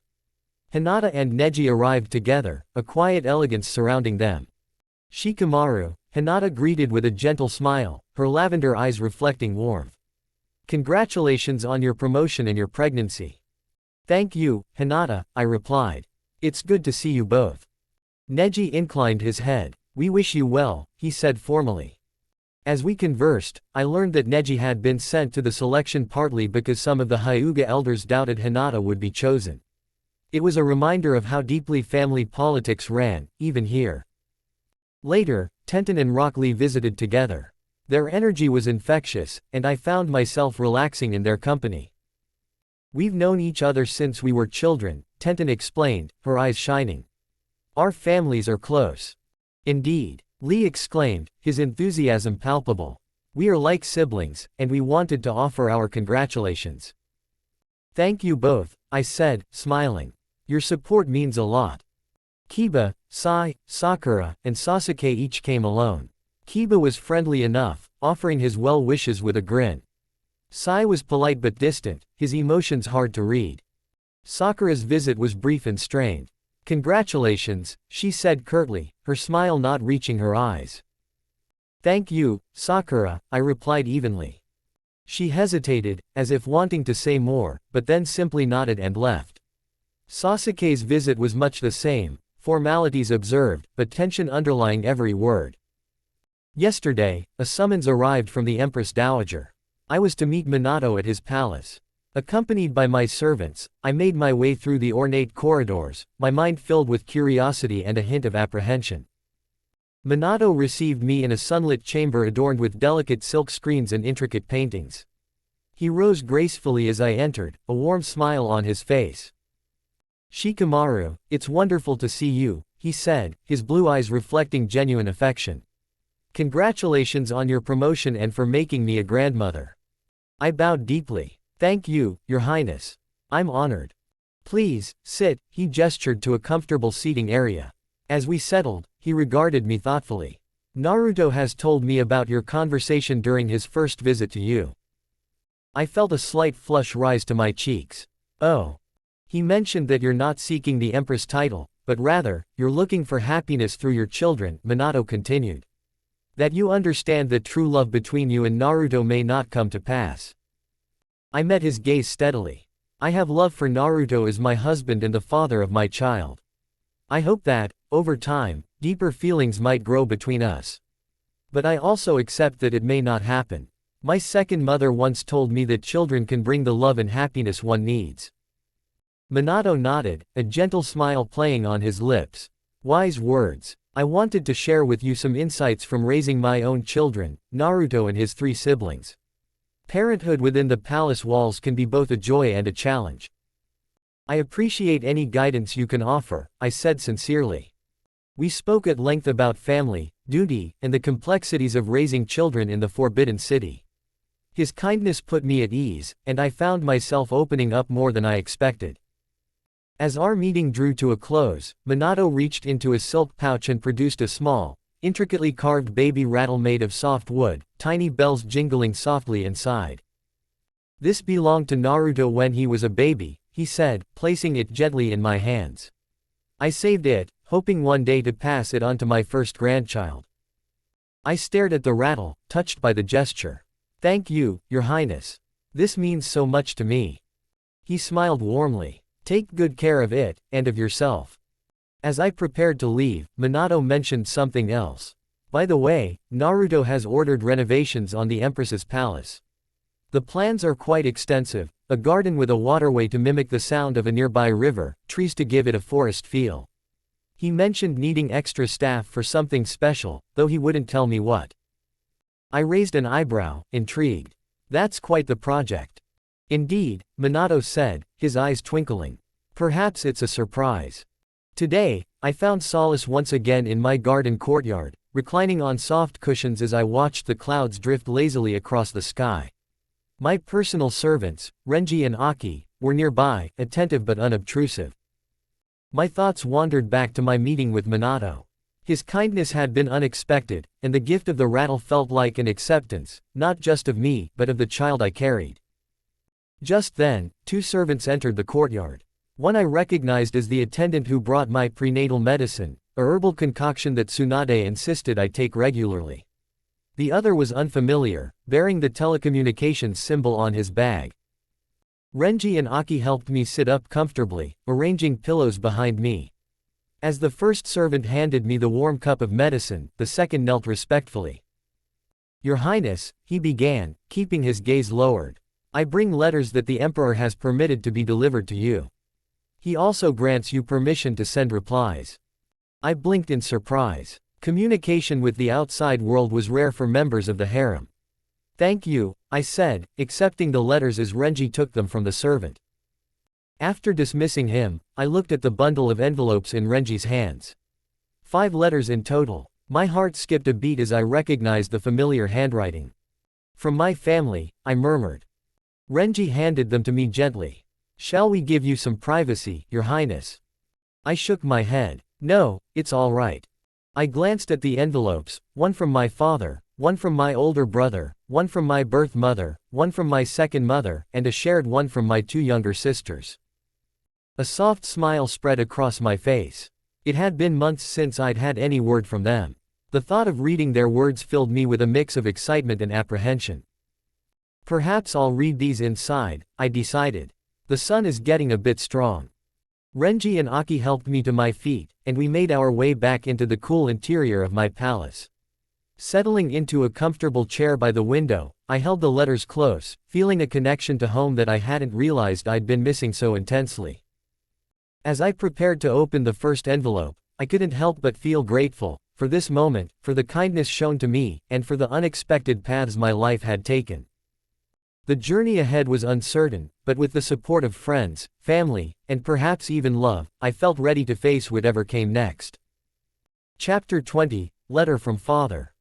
This fanfiction is based on characters and settings from Naruto, which is owned by Masashi Kishimoto, Shueisha, Viz Media, and Studio Pierrot. I do not claim ownership of the original Naruto story, characters, or universe. This work is purely fan-made for entertainment purposes, and no profit is being made from its creation. All original plot elements, storylines, and character interpretations are my own. Please support the official release. Shikamaru's POV. The room was dimly lit, the soft light filtering through the window beside me as I sat down on the cushioned chair.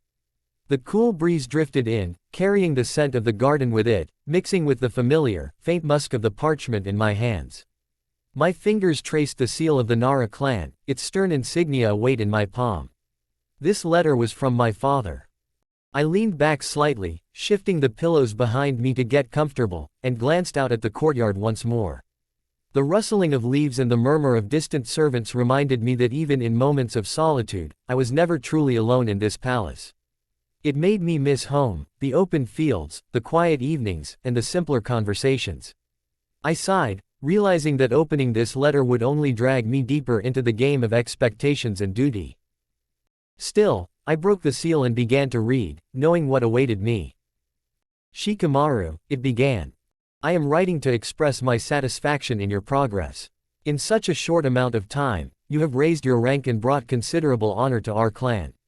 Becoming the Emperor's imperial noble consort and carrying his first child are accomplishments that speak well of your strategy and understanding of your position.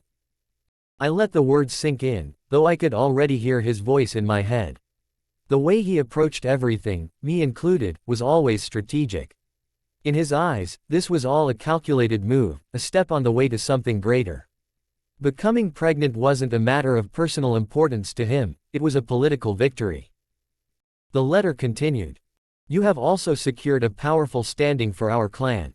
The title of Emperor's main strategist is a significant gain. You have now intertwined the Nara clan's fate with the imperial court, ensuring that our influence remains strong. This is only the beginning, however. The breeze stirred, and I felt the air shift around me as if the world itself sighed along with me.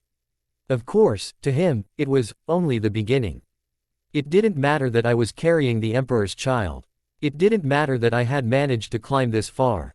In my father's mind, I had merely laid the foundation. There was always more to be done. He saw the political landscape of this harem like a game of shogi, a board full of pieces to be moved. Shikamaru, I know you are intelligent enough to see the larger picture. You must set your sights on the Empress title. With the Emperor's first child already in your belly and the favor he shows you, now is the time to make your move. You must work towards securing that title to ensure the Nara clan's standing remains unchallenged. The Empress title. That one, looming goal that everyone seemed to care so much about. My hand instinctively moved to rest on my abdomen, feeling the life growing within me.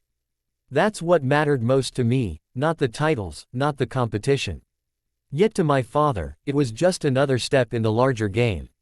He believed that carrying Naruto's child, being the first to do so, gave me the power to push for the highest title in the harem. But was that what I truly wanted? I looked out the window, watching the soft swaying of the branches. The peace out there felt like a distant dream. Inside these palace walls, everything was a competition, a constant maneuver to secure power and favor. Becoming Empress would mean throwing myself into that endless game. It would mean facing more resentment from those around me, especially from Sasuke and Sakura. Remember that you are a Nara. Our legacy is yours to uphold, and you were born to do this. The future of our clan depends on the choices you make in that palace. Do not let personal feelings cloud your judgment. You have already taken the first step by producing the Emperor's first heir, but there is much more to do. Keep in mind the responsibility you carry as my son. I paused, eyes lingering on that part of the letter. Personal feelings, how typical of him to dismiss them so easily. For my father, emotions were distractions, weaknesses that could cloud judgment. But for me, they were real. I couldn't just push them aside in the pursuit of some title or influence. The life growing inside me wasn't just a strategic victory for the Nara clan, it was a person, my child. And I wanted more for them than just being a pawn in some power game. I am proud of what you have achieved so far, but you must not grow complacent. The political landscape is ever-changing, and your role in it is now tied to the Emperor's favor. Keep your wits about you, and don't hesitate to push when necessary. You have done your duty by getting with child, but your duty is not yet finished. Rise higher, and ensure our clan's legacy endures. The letter ended as I expected, with more demands, more weight on my shoulders. I carefully folded it and set it aside on the table beside me. His expectations were clear: rise higher, secure the Empress title, and ensure the Nara clan's place in the empire. But I wasn't sure that's what I wanted. I wasn't sure it was worth it. I leaned my head back, staring at the soft glow of the sky outside the window. The clouds moved lazily, oblivious to the turmoil in my mind. My father was proud of me, but that pride was conditional, only as long as I fulfilled the duties he believed were mine. Becoming Empress, securing the Nara legacy, was that really what my life was meant to be? I sighed, closing my eyes for a moment. I had made my choice when I came here, and I had already found a way to make peace with it. I wasn't interested in power or titles. I wanted something different, something real. Family, children, and maybe one day, love, if such a thing could exist in a place like this. But I also couldn't ignore the reality of my situation. I had influence now, whether I wanted it or not. I was carrying Naruto's first child, and that alone put me in a position of power. I could use that influence, not for myself, but for those I cared about. For my child. For the Nara clan, though not in the way my father expected.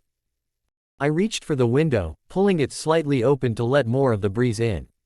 The cool air felt refreshing against my skin, reminding me that I was still free to make my own choices, even if they weren't the ones my father had in mind. As I stared out at the clouds, I made a quiet decision. I wasn't going to let my father's expectations rule me. I would find my own path in this palace, one that didn't involve fighting for the Empress title. I could still rise higher, but in my own way. I could still protect my child, my future, and maybe even the Nara clan. But I would do it on my terms. Not my father's. Chapter 21, Letter from Older Brother. This fanfiction is based on characters and settings from Naruto, which is owned by Masashi Kishimoto, Shueisha, Viz Media, and Studio Pierrot. I do not claim ownership of the original Naruto story, characters, or universe. This work is purely fan-made for entertainment purposes, and no profit is being made from its creation. All original plot elements, storylines, and character interpretations are my own. Please support the official release. Sitting by the window again, I take a moment to absorb the peace of the courtyard before turning to the second letter. The breeze still carries the scent of the blooming flowers, a familiar comfort as I brace myself to read my older brother's letter. Shikamaru has always been more direct than our father, and while I expect the usual lecture about duty and honor, I'm curious about the personal touches he'll include. The sun filters through the curtains as I break the seal and unfold the parchment. His handwriting is as sharp and precise as ever, a reflection of his straightforward nature. Dear Shikamaru. More than anything, though, I hope you're doing well. It's strange to think that you're going to be a parent soon. I suppose you'll get to experience all the joys and frustrations that come with raising a child, much like I'll get to in the near future. I raise an eyebrow. Shikamaru had mentioned before that he was considering marriage, but the confirmation in writing feels oddly formal, especially coming from him. I continue reading, curious about who he chose. I've finally married, in case you hadn't heard. Her name is Reina Otsuka, from a respectable family with ties to the court.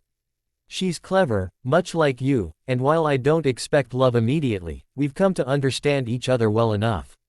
She'll make a fine partner. Of course, Mother has already started pestering me about children, and I know it's only a matter of time before she turns her focus onto you. With Reina, I'm confident we'll have children soon enough, but our mother has reminded me, several times, that I must wait until after our first child is born before taking a second wife. It's a bit frustrating, but I suppose she has a point. Reina Otsuka. The name isn't familiar to me, but if Shikamaru chose her, she's likely someone capable of matching his sharpness. I can imagine her easily fitting into our family. I can also picture our mother insisting on her usual conservative approach when it comes to adding more members to the family. It's a Nara tradition to keep everything in perfect balance, even within marriages. I continue reading, though I find myself smirking at Shikamaru's frustration with our mother's insistence on order. There's someone I've had my eye on for a second wife, though. I won't go into too much detail, but suffice it to say, she's got a good head on her shoulders and would complement Reina well. I'll have to wait until I have a son first, though. You know how mother is. I roll my eyes. Shikamaru always did plan things in advance, even when it came to his own family. The idea of him already lining up a second wife before he's even had his first child feels very much like something he'd do. Our mother's influence certainly hasn't wavered there. Anyway, enough about me. I want to hear about how things are going with you. When you have the time, write back, and let me know how you're managing in the palace. And congratulations, again, on the pregnancy. I hope the little one has more of your intelligence than the Emperor's energy. I chuckle softly at that last line. Shikamaru always did have a subtle way of poking fun at people, and of course, he'd aim a gentle jab at Naruto. It's reassuring, though, that even with all the politics swirling around me, my brother still sees me for who I am beneath the titles. As I fold the letter, I lean back, gazing out at the courtyard once more. I'll have to write back, of course, and tell him about how things are progressing here. I'll let him know about the politics of the harem, about the constant balancing act of keeping my head above the waters of intrigue. But for now, I just take a deep breath, letting the peace of the garden wash over me. Shikamaru's right, things have changed. I'm a parent now, or at least, I will be soon. And while I'm not interested in fighting for the Empress title, there's no escaping the fact that I'll need to protect myself, my child, and our future in this palace. The Nara clan's influence depends on it. I'll need to be as sharp as ever, and perhaps, I might even take some of Father and Shikamaru's advice to heart. But for now, I'll enjoy the quiet, because I know it won't last. Chapter 22, Letter from Mother. This fanfiction is based on characters and settings from Naruto, which is owned by Masashi Kishimoto, Shueisha, Viz Media, and Studio Pierrot. I do not claim ownership of the original Naruto story, characters, or universe. This work is purely fan-made for entertainment purposes, and no profit is being made from its creation. All original plot elements, storylines, and character interpretations are my own. Please support the official release. I settle deeper into my seat by the window, letting the light breeze filter through the sheer curtains. The letter from my older brother, Shikamaru, still rests on my lap, but my mind has shifted to the next letter waiting for my attention. It's from my mother. I run my thumb along the edges of the envelope, a familiar warmth tugging at my chest. My mother has always been pragmatic, much like my father. However, where his words were sharp and direct, hers always carried an undercurrent of softness. It was the difference between being guided and being led. Opening the envelope, I pull out the letter, and my eyes scan the familiar handwriting. My mother's script is neat, with each character carefully formed. A reflection of her in every way. Shikamaru. I am beyond proud of you. You have risen so swiftly in rank, and with your pregnancy, you have secured a future not only for yourself but for the Nara clan. I always knew you would find a way to bring honor to our family, and now you've done so in ways even I couldn't have anticipated. Becoming the Emperor's imperial noble consort is a high honor, and I know this is only the beginning for you. Your father has likely spoken to you about the political importance of this child. I won't repeat his words but will add my own. While this pregnancy is a major achievement, what you must focus on is ensuring this child is a sire. A son will be the heir that secures your place in the Nara's influence for generations. Bearers are precious, yes, but a sire child is the true legacy of an emperor. Your duty does not stop at one child. You must continue to bear sires, ensuring the future of the empire and fortifying your position in the harem. Favor is fleeting in court, Shikamaru. The moment someone else produces a sire child, your influence will wane. Do not let anyone else gain the emperor's favor over you. You have the intelligence to stay ahead, and I trust you will use it well. Now, as your mother, I must remind you to also care for yourself during this pregnancy. It will not be easy. The weight of carrying the emperor's child, both physically and politically, can be overwhelming. But remember, you come from strong stock. You will endure. Eat well, rest when you can, and do not let stress overwhelm you. A calm mind is vital for a healthy pregnancy. There is a quiet strength in motherhood. You will find it in yourself as you carry this child, and it will serve you well. Remember, I am here for you. If you ever need advice or simply a reminder of who you are, I am just a letter away. With love and pride, your mother. I sit quietly, the letter resting in my hands. Her words, while filled with encouragement, carry an undeniable pressure. A sire child. Of course, that's what everyone expects. The first child of the emperor must be a son, must be an heir. But I can't help but feel the weight of it all settling heavily on my shoulders. It's not that I don't understand the politics, far from it. I've been steeped in it since the moment I entered the Forbidden City. I know my position, and I know what's expected of me. My rank, my favor with Naruto, it's all built on fragile foundations. One misstep, one wrong move, and it could all crumble. Still, it's different hearing it from my mother. Her focus on securing our family's place, her insistence that I maintain the emperor's favor, it's all sound advice. But there's a part of me that wonders how much of myself I'll lose in the process. Having Naruto's first child already puts a target on my back, and if that child is a sire, it will only increase the scrutiny. Everyone in the harem is watching, waiting. Some, like Ino, Choji, and Shino, are allies, but others, Sasuke, Sakura, they see me as the biggest obstacle between them and the Empress title. Even if I don't want it. I sigh, placing the letter on the table next to me. I understand my mother's concern. I know that producing a sire child would solidify my position, not just in the harem but in the empire. But the thought of trying to secure more sire children, to continuously fight for Naruto's favor, it leaves a bitter taste in my mouth. I glance out the window, watching the clouds drift lazily across the sky. Naruto is a good man, kind in his own way, but I can't help but wonder how long I can navigate the complexities of the harem before the weight of it all becomes too much. I told him once that I wasn't seeking the Empress title, and I still stand by that. But as my mother reminded me, it's not about what I want anymore. It's about what I need to do for the clan, for my unborn child, for the future. I lean back in my chair, resting a hand on my abdomen. There's a new life growing inside me, and with it comes a future that I'm both eager and apprehensive to face. For now, though, I need to focus on the present. The future, with all its complications and uncertainties, can wait. At least for a little while longer. Chapter 23, Letter from Second Mother. This fanfiction is based on characters and settings from Naruto, which is owned by Masashi Kishimoto, Shueisha, Viz Media, and Studio Pierrot. I do not claim ownership of the original Naruto story, characters, or universe. This work is purely fan-made for entertainment purposes, and no profit is being made from its creation. All original plot elements, storylines, and character interpretations are my own. Please support the official release.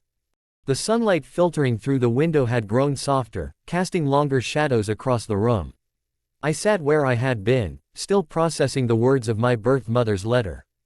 Her focus on status and ambition lingered, a heavy reminder of the expectations placed upon me. But now, I held another letter in my hands, one from my second mother. I was grateful for the change of pace, knowing that her words would offer something different, perhaps more personal. With a deep breath, I opened the letter and began to read. Dear Shikamaru. Congratulations on your new rank and your pregnancy. I am delighted to hear of your achievements and the position you have secured for the Nara clan. It is truly heartening to see you thriving in the Forbidden City. I am so happy to know you took our advice to heart about having a child to find happiness. Bringing life into this world can be a great source of joy, and I hope it will be for you as well. Parenthood is one of the few things that can offer solace when everything else seems uncertain. I hope the bond you form with your child will bring you the happiness you deserve. Of course, I want to remind you to take care of yourself. The prenatal medications are essential, not just for you, but for the baby as well. Keep taking them regularly, and don't forget to find ways to stay active. It will help with the pregnancy, especially as things progress. I know your father and mother have their own ideas about what's best for you, but I want you to remember something important. This is your life, Shikamaru. While they focus on your rank and standing, I want you to focus on your happiness. You don't have to follow their path if it doesn't bring you joy. You're carrying the Emperor's child, yes, but you are also still yourself. Don't lose sight of that. Walk around often, stay engaged with the world, and find moments of peace and joy wherever you can. I will support you no matter what decisions you make, and I know you will find your own way to happiness. Remember, I'm always here for you. With all my love and support. Your second mother. I exhaled slowly, absorbing her words. Her letter was a stark contrast to the others I had received so far. My father, Shikaku, had been focused on ambition and securing the future of the Nara clan. My birth mother, ever practical, had advised me to ensure I bore Sire children to secure favor and influence. But this letter, it was different. Her words weren't about titles, duty, or pushing for power. They were about me, about finding my own way through this complex, politically charged life I had entered. Her advice, while practical, was grounded in something more personal, my well-being. I was reminded of the days back home when she would quietly offer me wisdom after my father's more direct lessons. She always had a way of seeing things differently, of putting my happiness before all else. Even now, despite the weight of my new rank and the pressure to secure the Nara clan's place, she still wanted me to focus on myself, to find joy amid the expectations. Her words about staying active, walking around, staying engaged, made sense. I could already feel the strain of palace life, the constant watchful eyes, and the isolation from the outside world. Perhaps I needed to find more ways to stay connected to the world outside of this bubble. The baby was, of course, my priority, but if I could hold on to pieces of my own identity during all of this, it might make the transition easier. I leaned back, the weight of the letters I had read that day settling in. My second mother's words brought a lightness to my chest, a reminder that I didn't have to carry this burden alone or conform to every expectation. I could make choices for myself, find happiness in ways that weren't dictated by rank or duty. Setting the letter aside, I gazed out the window, the soft breeze stirring the leaves in the courtyard. I wasn't just a piece in a political game. I was still Shikamaru, and I had a child on the way who would need me to be more than just another figurehead in the Emperor's harem. I would need to be strong, yes, but I could still find my own way to happiness. And with that thought, I felt a renewed sense of calm. I wasn't alone in this, and I didn't have to be defined by the expectations of others. I could still carve out a life that was mine, even here, in the heart of the Forbidden City. Chapter 24, The Letters from My Sisters. This fanfiction is based on characters and settings from Naruto, which is owned by Masashi Kishimoto, Shueisha, Viz Media, and Studio Pierrot. I do not claim ownership of the original Naruto story, characters, or universe. This work is purely fan-made for entertainment purposes, and no profit is being made from its creation. All original plot elements, storylines, and character interpretations are my own. Please support the official release. Shikamaru's Paw. After reading through the letters from my father, Shikaro, my mother, and my second mother, I finally reached the last one, the letter from my younger sisters. Their handwriting was almost too neat, as if they had taken their time to make sure everything looked perfect. A smile tugged at the corner of my lips. I already knew this one would be filled with endless chatter, questions, and details about life back home. I unfolded the letter, settling more comfortably by the window, the late afternoon light softening the edges of the room. Father said we had to tell you congratulations on your promotion and the baby. He told us to write it properly, but you know us better than that. I could practically hear their voices. No matter how much Father tried to enforce a formal tone in their writing, they were still just themselves, direct, full of energy, and more concerned with what they had to say than how they said it. So, what does it mean to help raise the Nara clan's standing? That's what everyone keeps saying about you. Is it because you're the Emperor's wife now? Is it hard? It sounds like a lot of work. We don't like work. I couldn't help but chuckle at that. They always had a way of cutting through the politics and complexities of the situation, seeing it as a chore rather than a privilege or responsibility. If only things were that simple. Shikaro and Reina Otsuka got married. It was a big celebration, but it wasn't as fun without you there. Reina is nice, I guess, but she's very proper. She's already talking about having a child, but Shikaro says she needs to wait for the right time, whatever that means. I raised an eyebrow at that. Shikaro hadn't mentioned anything about waiting in his letter. He seemed more focused on establishing his place and possibly taking a second wife soon. Still, it was good to hear that the marriage had gone smoothly, even if it felt strange to imagine Shikamaru married off now. You'll never guess what happened after. The day after the wedding, father made an announcement that our sister, yes, the one and only future clan leader, Nara, is going to start her training as Shikamaru's right hand. She's already learning about the clan's finances, the politics, all the boring stuff. She says it's more interesting than it sounds, but we don't believe her. Meanwhile, I've been stuck learning how to sew and dance. It's so dull. Can't I just join the council like her? I leaned back and closed my eyes for a moment. They really hadn't changed at all. My younger sister, the Sire, always seemed to be at odds with the bearer sister when it came to responsibilities. One was eager to prove herself, while the other, less so. Also, we're supposed to congratulate you again. You know, because of the baby. But why is everyone so obsessed with that? You're going to be a father. Well, I mean, technically the Emperor is the father, but you know what I mean. Anyway, if you're not too busy with your fancy imperial duties, could you maybe send us some stories about palace life? It must be amazing. I stared at the letter for a moment, considering their words. The truth was, life here wasn't quite as glamorous as they imagined. The pressure, the politics, the constant expectations, all of it was far from the fairy tale they seemed to think it was. Still, I couldn't deny that I had my moments of peace, especially with the child on the way. Well, we have to go now. Mother says we shouldn't keep you from your duties. But don't forget about us.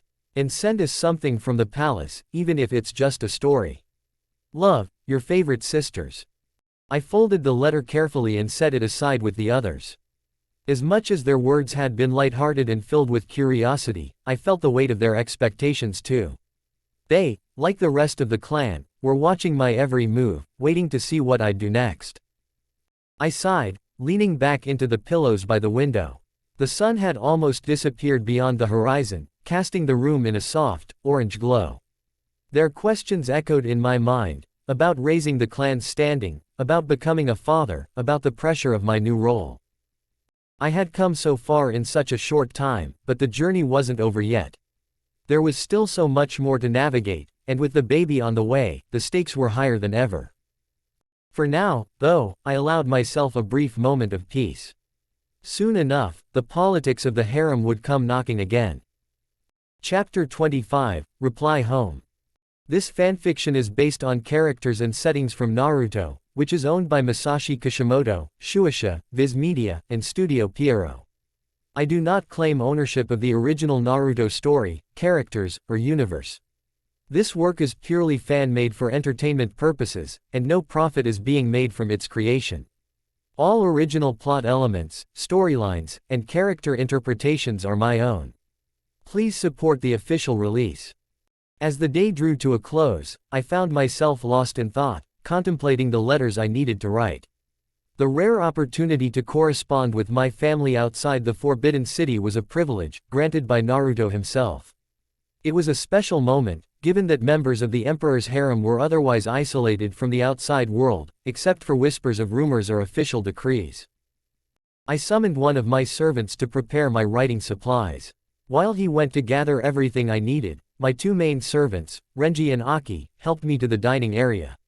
They understood my aversion to spicy foods, something that had become more pronounced with my pregnancy, so they made sure only the sour dishes remained on my plate. I enjoyed the meal quietly, reflecting on the letters I was about to write. After I had eaten, I made my way back to my desk. The soft light from the lamp cast gentle shadows over the polished wood, creating a serene environment conducive to reflection.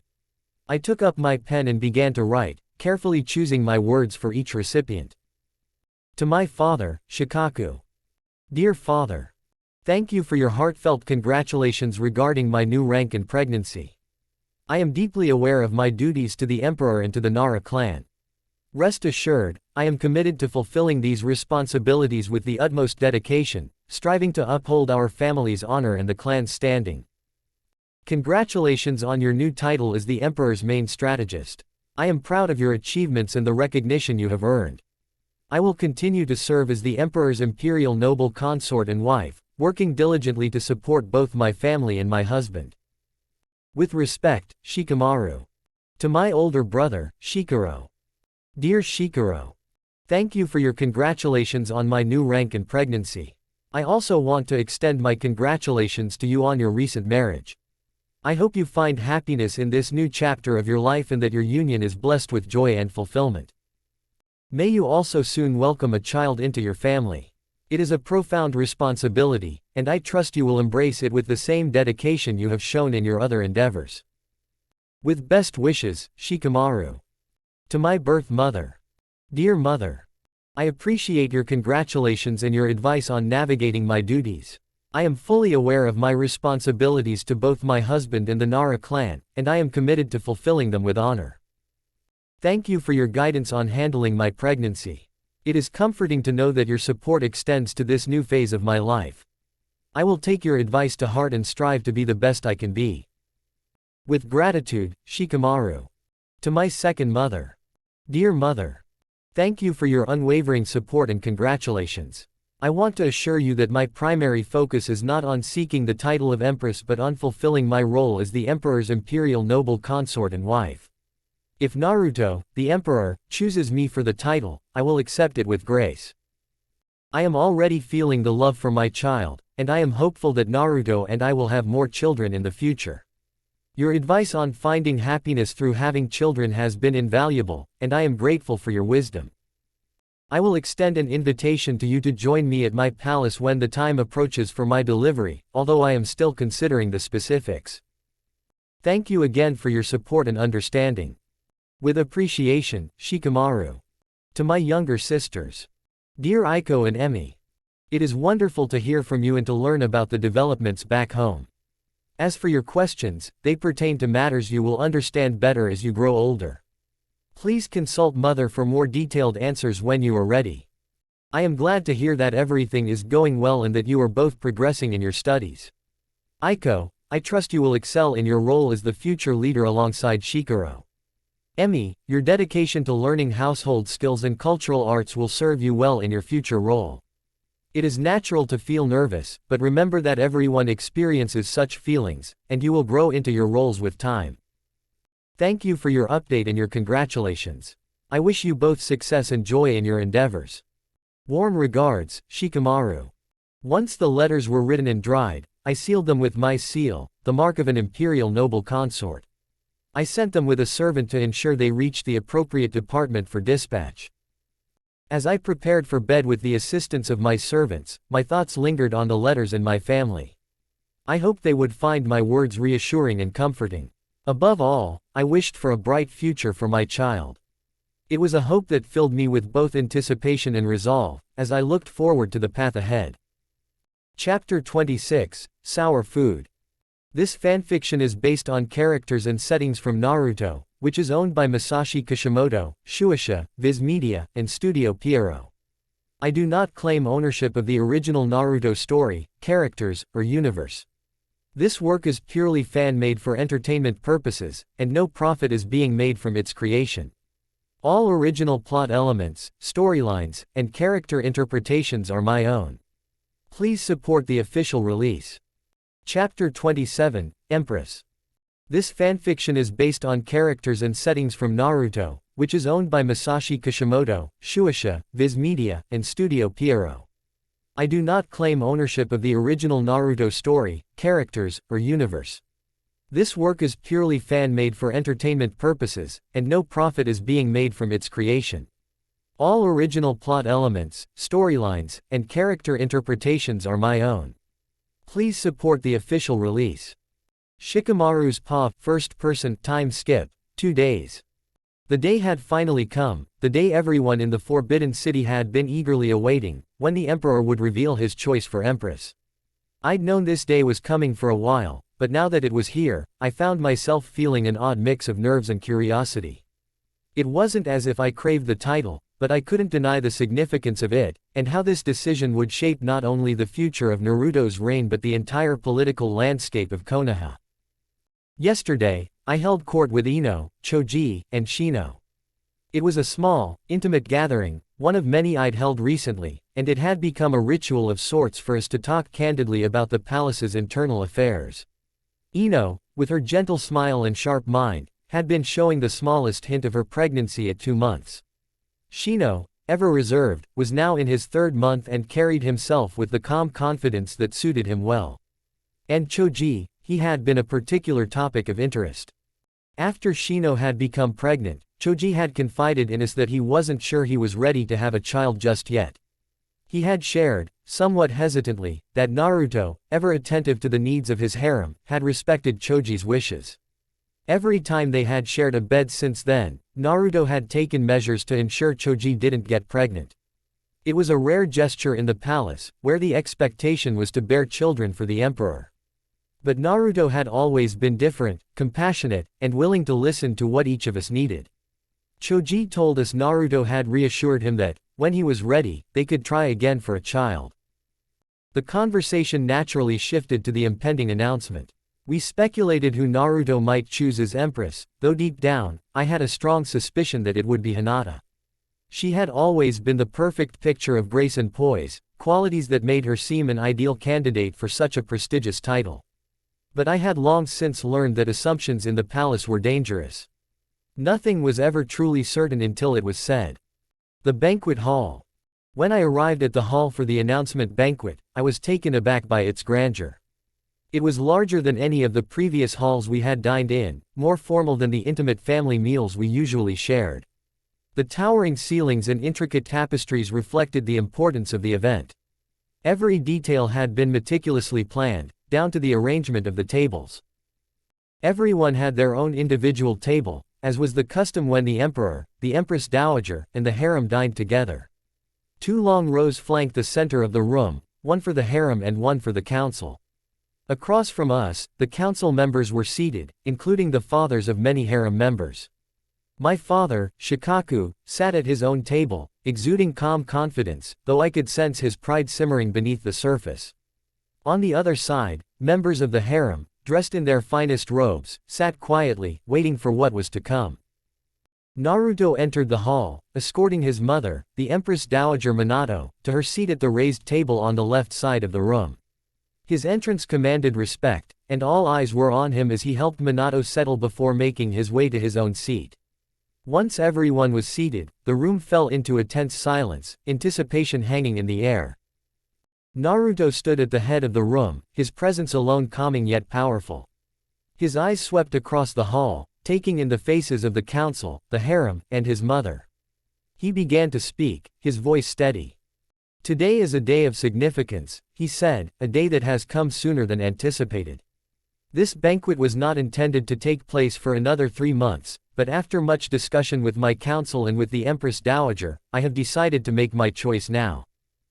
A murmur rippled through the council. There had been whispers for weeks that Naruto was being pressured by certain council members to choose their child as empress. Naruto's eyes lingered on Sasuke's father, Fugaku, and then on the Hyuga patriarch, Hiashi, before continuing. "Some of my council," Naruto said, his tone sharp now, "have been less than subtle in their attempts to push me toward a particular choice. Let me remind you all, your role is to advise, not to interfere in the personal matters of the Imperial Harem. Just as my harem is forbidden from meddling in the governance of this nation, so too must the council respect the boundaries between state and family." His gaze moved pointedly across the room, and the guilty parties shifted uncomfortably in their seats. Even though Naruto didn't name names, it was clear who he was referring to. Silence reigned once more as Naruto allowed the weight of his words to settle. He continued, his tone softening, "But before we begin the meal and enjoy the entertainment, it is time for me to announce my choice. My empress will be the one who brings balance and peace to my life, someone who has never sought the title for the power it bestows, but for the love and devotion they carry in their heart." The room was utterly still as Naruto's gaze moved toward me. My breath caught in my throat, though I did my best to maintain a calm expression. My heart pounded, and I could feel the eyes of the entire room on me. "My empress is someone who has always provided me with quiet strength and wisdom," Naruto said.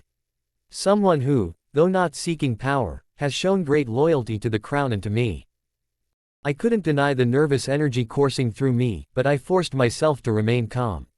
Naruto smiled softly as he spoke the final words. Today, I name as my Empress, Shikamaru Nara. The hall erupted into applause. My heart raced as the announcement echoed in my mind. Shikamaru Nara, Empress. The weight of the title hit me, but so did the warmth in Naruto's words. He had chosen me not for political gain or pressure but because of who I was to him. Among the applause, I noticed the reactions of the others. Some were genuinely pleased, clapping with smiles on their faces. Others, like Sasuke's and Hinata's fathers, struggled to hide their disappointment. My father, however, was beaming, his chest puffed with pride.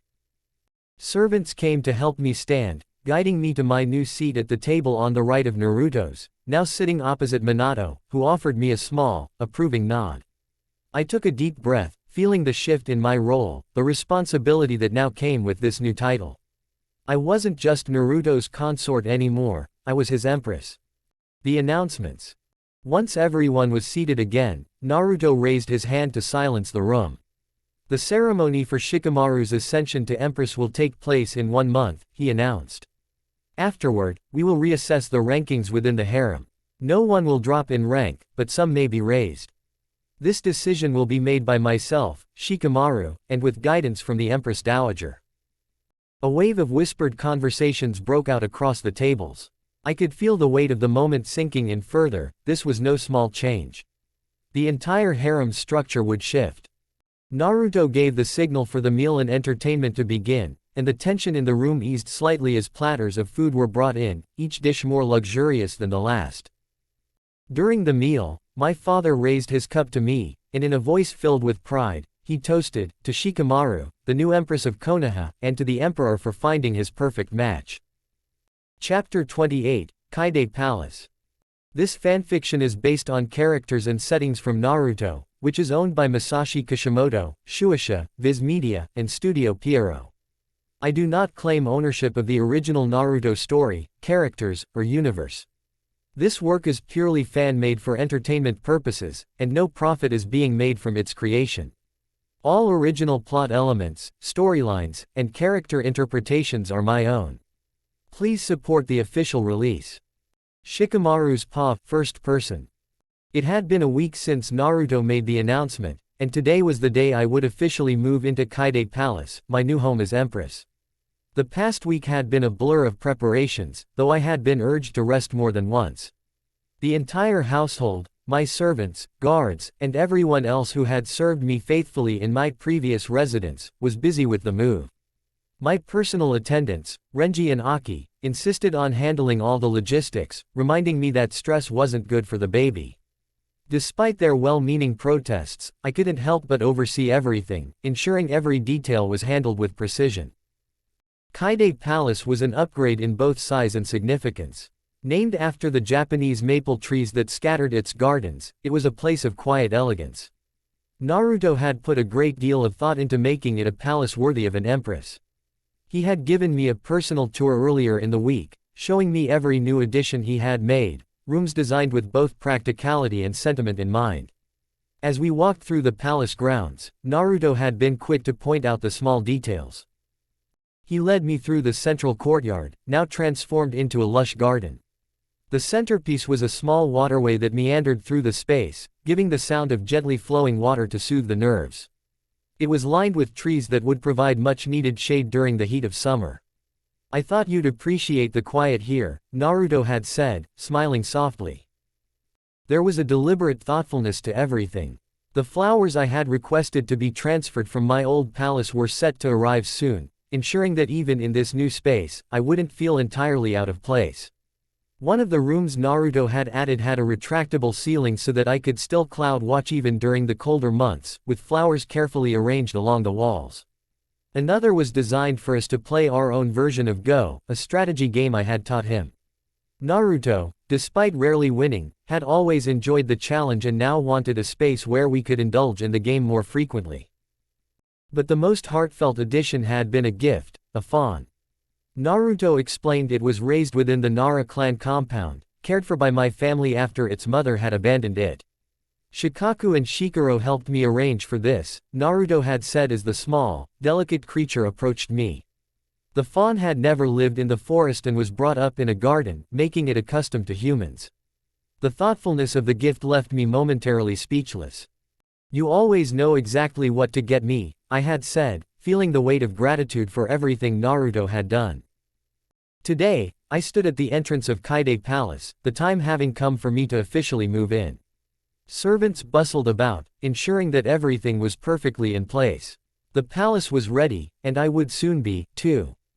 There was still much to do, adjusting to the new living arrangements, overseeing the final touches to my household, and, of course, settling into my new role. The greeting ceremony was a daily tradition, one that symbolized respect and unity within the emperor's harem. As the empress, I was now at the center of this ritual. Every day, members of the harem were expected to greet the empress, unless they had spent the night with the emperor. Those who shared Naruto's bed were excused from the formal greeting, as it was understood that they had already fulfilled their duties in a more intimate setting. It was a show of hierarchy and formality that I had become used to, though today it felt more significant than ever. The harem gathered in the courtyard, each member approaching in turn to offer their congratulations on my official move into Kaide Palace. Hinata approached me first, her smile soft and genuine. "Congratulations on your new home, Empress Shikamaru," she said, her eyes lowered respectfully. She stood before me, visibly pregnant, and I couldn't help but notice the warmth she radiated. "Thank you, Hinata," I replied with a nod, keeping our exchange brief. She had always been kind-hearted, and her pregnancy suited her, giving her a serene glow that made her seem even more gentle than usual. As the other members offered their well wishes, I noticed the variety of reactions among them. Some, like Ino and Shino, seemed genuinely happy for me, while others, particularly those who had desired the title of Empress for themselves, poorly masked their disappointment. Still, the formalities were maintained, and I accepted their congratulations with the grace expected of me. After the formal greetings, I dismissed the rest of the harem, eager to move past the pleasantries. Ino, Choji, and Shino, however, lingered behind, as we had arranged a small meeting. The four of us had grown close, and there was a comfort in having them remain by my side during this transition. I gestured for them to follow me into one of the more private sitting rooms, a space I had chosen specifically for these types of gatherings. The room was modest in size but richly furnished with soft cushions and muted colors. It was a calm, quiet space, perfect for the conversations we often found ourselves having. We each settled into our seats, and I poured tea for everyone, letting the steam from the pot rise slowly into the air. Ino, now 2 months pregnant, rested her hands gently on her stomach as she leaned back into her chair. Shino, 3 months along, sat as still and composed as ever, though I had noticed that pregnancy had begun to soften some of his sharper edges. Choji, who had yet to decide when he would be ready to have a child, looked relaxed, his usual warmth evident in his smile. "I know things have been moving quickly," I began, sipping from my own cup. "It feels like we've hardly had time to process the changes." Ino nodded, her brows knitting slightly in concern. "Everything has been happening so fast. Naruto's decision to announce you as Empress so soon, before the 1-year mark, took us all by surprise." "I wasn't expecting it myself," I admitted, placing my cup back on the table. "But I've come to terms with it. It's what's best for the stability of the harem, for the palace, and, ultimately, for Naruto." Shino's eyes met mine. "You've always been the most pragmatic of us. It's no wonder he chose you. Still, it's a heavy burden." I sighed. "It is. But I've accepted it, and I'll do what needs to be done. There's a lot ahead, the ceremony in a month and, after that, the reordering of the harem's ranks." Choji shifted in his seat, glancing around the room. "Do you think the reordering will cause any problems? Some members of the harem are quite ambitious." "There will always be those who aren't satisfied," I said plainly. "But Naruto and I will handle it together. We'll do what's best for the group as a whole. No one will lose rank, but some may rise. We'll have to be cautious, though." The conversation drifted between lighthearted moments and more serious discussions about the coming months. It was good to have this time together, to plan and talk things through. Despite the challenges, I felt confident moving forward with the support of my friends and allies. As I looked around the room at those who had remained behind with me, at Ino's expectant smile, Shino's quiet contemplation, and Choji's steady presence, I felt a sense of peace. This palace, this title, this life, it was all mine now. And I knew that with Naruto at my side and these trusted friends supporting me, I could handle the challenges ahead. Kaide Palace was more than just a new residence, it was a symbol of the future, a place where I could build something meaningful, a life, a family, a legacy. Chapter 29, The Empress, Ceremony. This fanfiction is based on characters and settings from Naruto, which is owned by Masashi Kishimoto, Shueisha, Viz Media, and Studio Pierrot. I do not claim ownership of the original Naruto story, characters, or universe. This work is purely fan-made for entertainment purposes, and no profit is being made from its creation. All original plot elements, storylines, and character interpretations are my own. Please support the official release. The last 3 weeks had been a blur of activity, each day bringing me closer to the moment I would be officially named Empress. Preparations for the ceremony were overwhelming, but I had tried to keep my head clear, focusing on both the tasks ahead and my growing belly. 6 months along, the baby was more of a presence in my life than ever, kicking, shifting, reminding me of the new life I carried. The entire Forbidden City had been transformed. Decorations filled the streets, and banners announcing my ascension as Empress hung from the grand palaces and temples. Inside the Empress Palace, which I had recently moved into, my servants bustled around, finalizing every detail. Over the past weeks, I had gotten used to my new title and position, though it wasn't easy. Managing the household of the Empress was a monumental task, but I had competent staff, many of whom I had brought from the Nara clan. Their familiar faces brought me a sense of calm amidst the chaos. Among the preparations was my ceremonial outfit. I had been fitted for it multiple times, each session revealing the intricate details that marked my new status. The ceremonial robe was a deep crimson, embroidered with gold patterns symbolizing prosperity and longevity. In addition to the robe, I would wear the jade bracelets, rings, and pendant that Naruto had gifted me, signifying my new rank and status as his empress. Minato had added to the collection with a jade headdress that I would wear during the wedding night, an ancient symbol of power, fertility, and protection.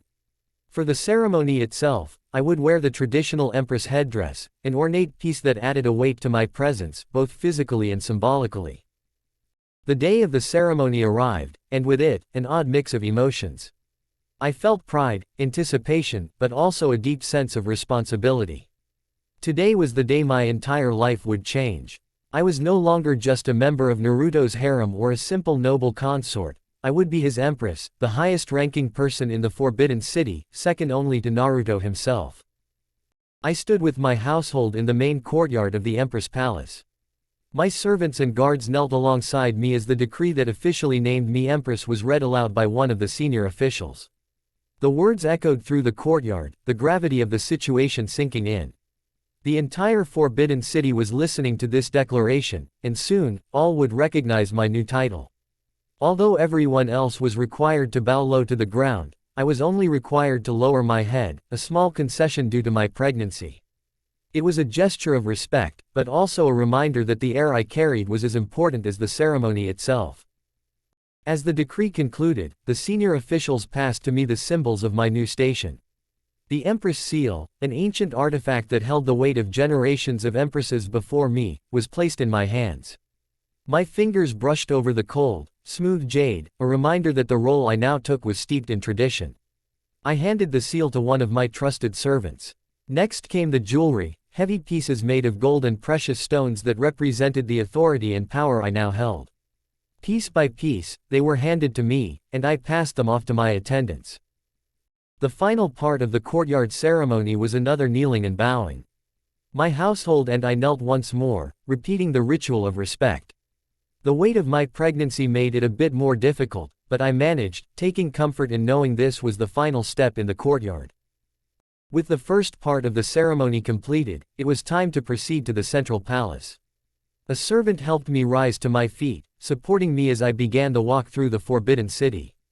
It was a long procession, one that wound through the streets lined with citizens, officials, and servants, all there to witness this historic moment. My servant stayed by my side, an allowance granted due to my pregnancy. The walk was long and strenuous, especially with the weight of the ceremonial robes and the additional strain of carrying a child. But I maintained my composure, knowing the significance of the moment. As we approached the central palace, the grand staircase loomed ahead. This would be the most challenging part, climbing the many steps to reach Naruto, who waited at the top in his formal emperor's attire. The courtyard surrounding the central palace was filled with people. Every official of the government and the Forbidden City was present, as were the guards, servants, and members of the harem. On one side stood the harem, all watching intently. On the other, the council and Naruto's advisors, including my own father, Shikaku, and older brother, Shikamaru. They stood proud, aware that this moment elevated the Nara clan even higher in the social structure of the Forbidden City. With steady breaths, I began the ascent, each step a deliberate reminder of the position I now held. As I climbed, the murmurs from the crowd seemed to fade away, leaving only the sound of my own heartbeat in my ears. At the top of the stairs, Naruto stood tall, his eyes meeting mine as I approached. His formal attire added to his commanding presence, but I could see the pride in his eyes. This wasn't just a ceremony for him, it was a significant moment for both of us. I knelt before him, bowing my head low in respect. "Thank you, Your Majesty," I began, my voice steady despite the emotion swirling inside me. "For choosing me as your empress. I will oversee your harem with diligence and ensure harmony within, as is my duty. I will be worthy of the title Empress, the mother of our nation, as you are its father." Naruto reached down and helped me to my feet, his grip firm and reassuring. "From this day forward," he declared, his voice carrying across the courtyard, "Shikamaru Nara will be my empress. Until the end of our days and beyond, you will stand by my side." The courtyard erupted in applause and cheers, but before anything else could proceed, a servant stepped forward, commanding everyone to kneel and bow for the emperor and his empress. The harem, council, and officials all obeyed, their foreheads touching the ground in unison. The gesture was repeated 3 times, solidifying the ceremony and our new roles. That night, back in the Empress Palace, I waited in my private chambers, dressed in the traditional wedding night attire. The soft fabric clung to me, the jade headdress atop my head, a symbol of my new status. The room was dimly lit, the atmosphere intimate and peaceful. Naruto entered quietly, joining me on the floor. We shared a few moments in silence, allowing the gravity of the day to settle in. A group of shaman entered, offering prayers for our future and the life we would lead together as emperor and empress. Their voices were soft, melodic, as they blessed our union and the child growing within me. When the prayers were complete, the shaman departed, leaving us alone. Naruto moved closer, his hands gentle as he helped me out of the ceremonial attire. I returned the gesture, assisting him with his own formal robes. It had been months since we had shared a bed, and tonight felt like a renewal of our bond. As we lay together, the weight of our new titles and the life we were building together settled over us, but beneath it all was the familiarity of our connection, one that had only grown stronger with time. This night wasn't just about completing the ceremony, it was the beginning of a new chapter, one where I would stand beside Naruto as his empress, as his partner, and as the mother of our nation. Chapter 30, The Meeting. This fanfiction is based on characters and settings from Naruto, which is owned by Masashi Kishimoto, Shueisha, Viz Media, and Studio Pierrot. I do not claim ownership of the original Naruto story, characters, or universe. This work is purely fan-made for entertainment purposes, and no profit is being made from its creation. All original plot elements, storylines, and character interpretations are my own. Please support the official release. Shikamaru's Paw, first-person time skip, 5 days.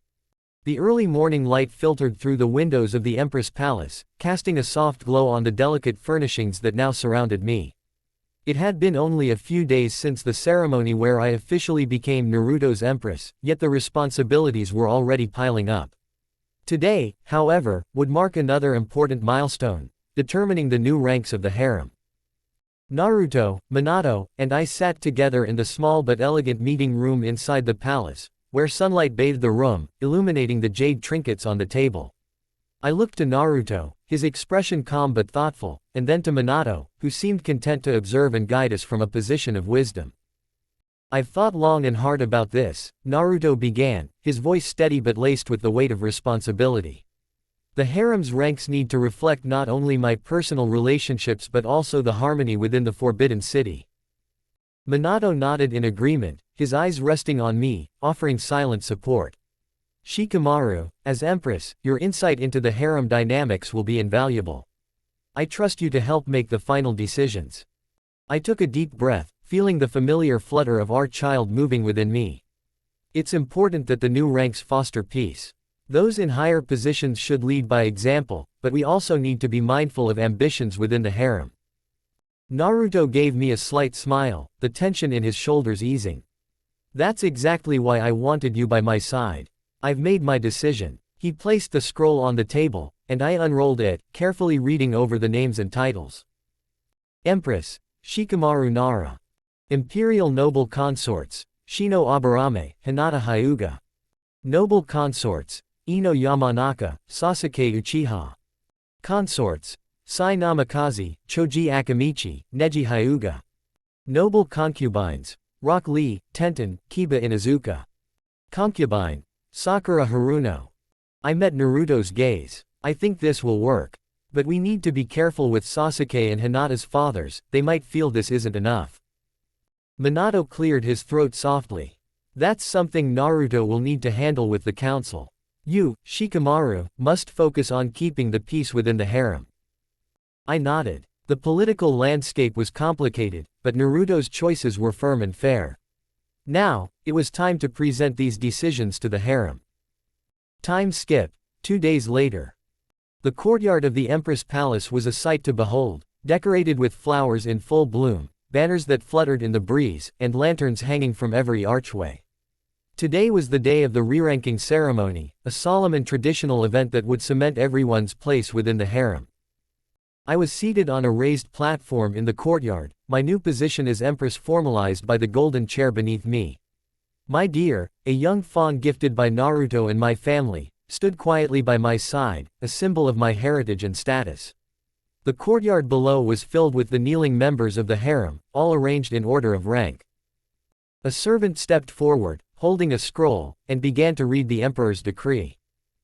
In accordance with His Majesty's wishes, the ranks of the harem are as follows. As each rank was announced, the members who were called rose slightly and performed their bows. For the pregnant members, like Hinata and Shino, the bows were soft, small nods that showed respect without causing any strain on their bodies. Those who were not pregnant, Sasuke, Choji, Sai, Kiba, and Sakura, had to perform the full, low bow, pressing their foreheads to the floor in complete submission to the Empress. Imperial Noble Consorts, Shino Aburame, Hinata Hyuga. They bowed, Shino moving gracefully despite the growing curve of his belly, Hinata bowing with quiet dignity. Noble Consorts, Ino Yamanaka, Sasuke Uchiha. Sasuke's bow was controlled, his face a mask of calm, though I could sense the tension in his posture. Ino smiled slightly, confident in her new rank. Consorts, Sai Namikaze, Choji Akamichi, Neji Hyuga. Sai and Neji both bowed deeply, showing the utmost respect. Choji's bow was slower, but no less respectful, his kind nature radiating through his movements. Noble Concubines, Rock Lee, Tenten, Kiba Inuzuka. Rock Lee's energy was hard to contain, but he managed to keep his bow formal, while Tenten and Kiba followed suit, each showing the same disciplined respect. Concubine, Sakura Haruno. Sakura's bow was low and drawn out, her forehead touching the cool stone of the courtyard floor. Though her expression was hidden, I could sense her discomfort, but she performed the task without hesitation. When all the ranks had been called, the servant raised their voice. By decree of the Emperor, all members of the harem are to show proper respect to their ranks and to the Empress, who oversees the harmony of this sacred union. The harem bowed once more in unison, their foreheads pressed to the floor or lowered respectfully. The quiet was thick with anticipation and formality, and I sat still, watching them. This was not only a ceremony of rank but a reminder of their roles in this vast, intricate system of power. As the final bow was completed, I nodded slightly to the servant. The ceremony is complete. Please rise and join me for a meal.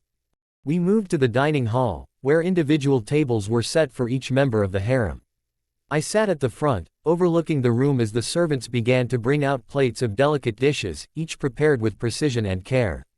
This meal wasn't just about the food, it was a subtle reflection of the hierarchy within the palace. Naruto and Minato were absent, as this event was focused on the harem itself, but their presence loomed in the air. Everyone knew this was the new order of things, and everyone had to adjust. As I watched the harem members take their seats, I couldn't help but notice the small moments of tension. Some, like Ino and Shino, were clearly at ease with their new ranks, comfortable in their positions. Others, like Sasuke and Sakura, struggled to hide their frustrations, their ambitions still quietly burning beneath the surface. I would have to address these dynamics in the days to come. As Empress, my role wasn't only to maintain order, but to ensure that each member of the harem felt valued and understood their place within the grand scheme of things. But for now, I allowed myself to relax, just for a moment. The ceremony was complete, the ranks were established, and we had managed to maintain the fragile peace that held this world together. As the meal continued, I observed, quietly preparing myself for the responsibilities that awaited. Chapter 31, A New Dawn. This fanfiction is based on characters and settings from Naruto, which is owned by Masashi Kishimoto, Shueisha, Viz Media, and Studio Pierrot. I do not claim ownership of the original Naruto story, characters, or universe. This work is purely fan-made for entertainment purposes, and no profit is being made from its creation. All original plot elements, storylines, and character interpretations are my own. Please support the official release. Shikamaru's PA first-person time skip, 3 months since the re-ranking ceremony. It had been 3 months since the re-ranking ceremony, and life in the Forbidden City had settled into a steady rhythm. The air was filled with a gentle sense of anticipation, as the palace buzzed with activity. The roles within the harem had been embraced, and although there were occasional minor issues, most notably from Sakura, the balance and harmony were palpable. Sasuke, now under a month pregnant, remained quiet, focused inwardly, which seemed to add to the calm atmosphere. For me, the last few months had been a whirlwind of preparations. At 9 months pregnant, the anticipation of my baby's arrival was almost tangible. My days were filled with organizing the nursery, finalizing preparations for the birth, and adjusting to my new role as Empress. The weight of my pregnancy was becoming increasingly evident, but I took solace in the steady presence of my second mother, Shikaku's second wife. She had arrived 2 weeks ago to support me through this final stretch, especially after my birth mother fell ill and could not be present. Her soothing presence and practical advice were a great comfort. The rest of the harem was also adjusting to their new roles. Choji, having recently announced his intent to try for a child, was glowing with the excitement of impending fatherhood. Ino, Shino, and Hinata were all 7 months along, their bellies proudly rounding out as they navigated the demands of their pregnancies. Tenten, just a month behind them, was also looking forward to the arrival of her child. Neji, newly pregnant, shared in the anticipation, while Rock Lee, Sai, and Kiba were each at different stages of their pregnancies, adapting to the changes with their own unique approaches. The day of the birth. The day began with a peculiar quiet. The palace was in an almost eerie stillness, broken only by the occasional sounds of servants and midwives preparing for the birth. As my contractions intensified, the quiet turned to a relentless crescendo of pain. My second mother's calming presence was a steady anchor amid the chaos of my labor.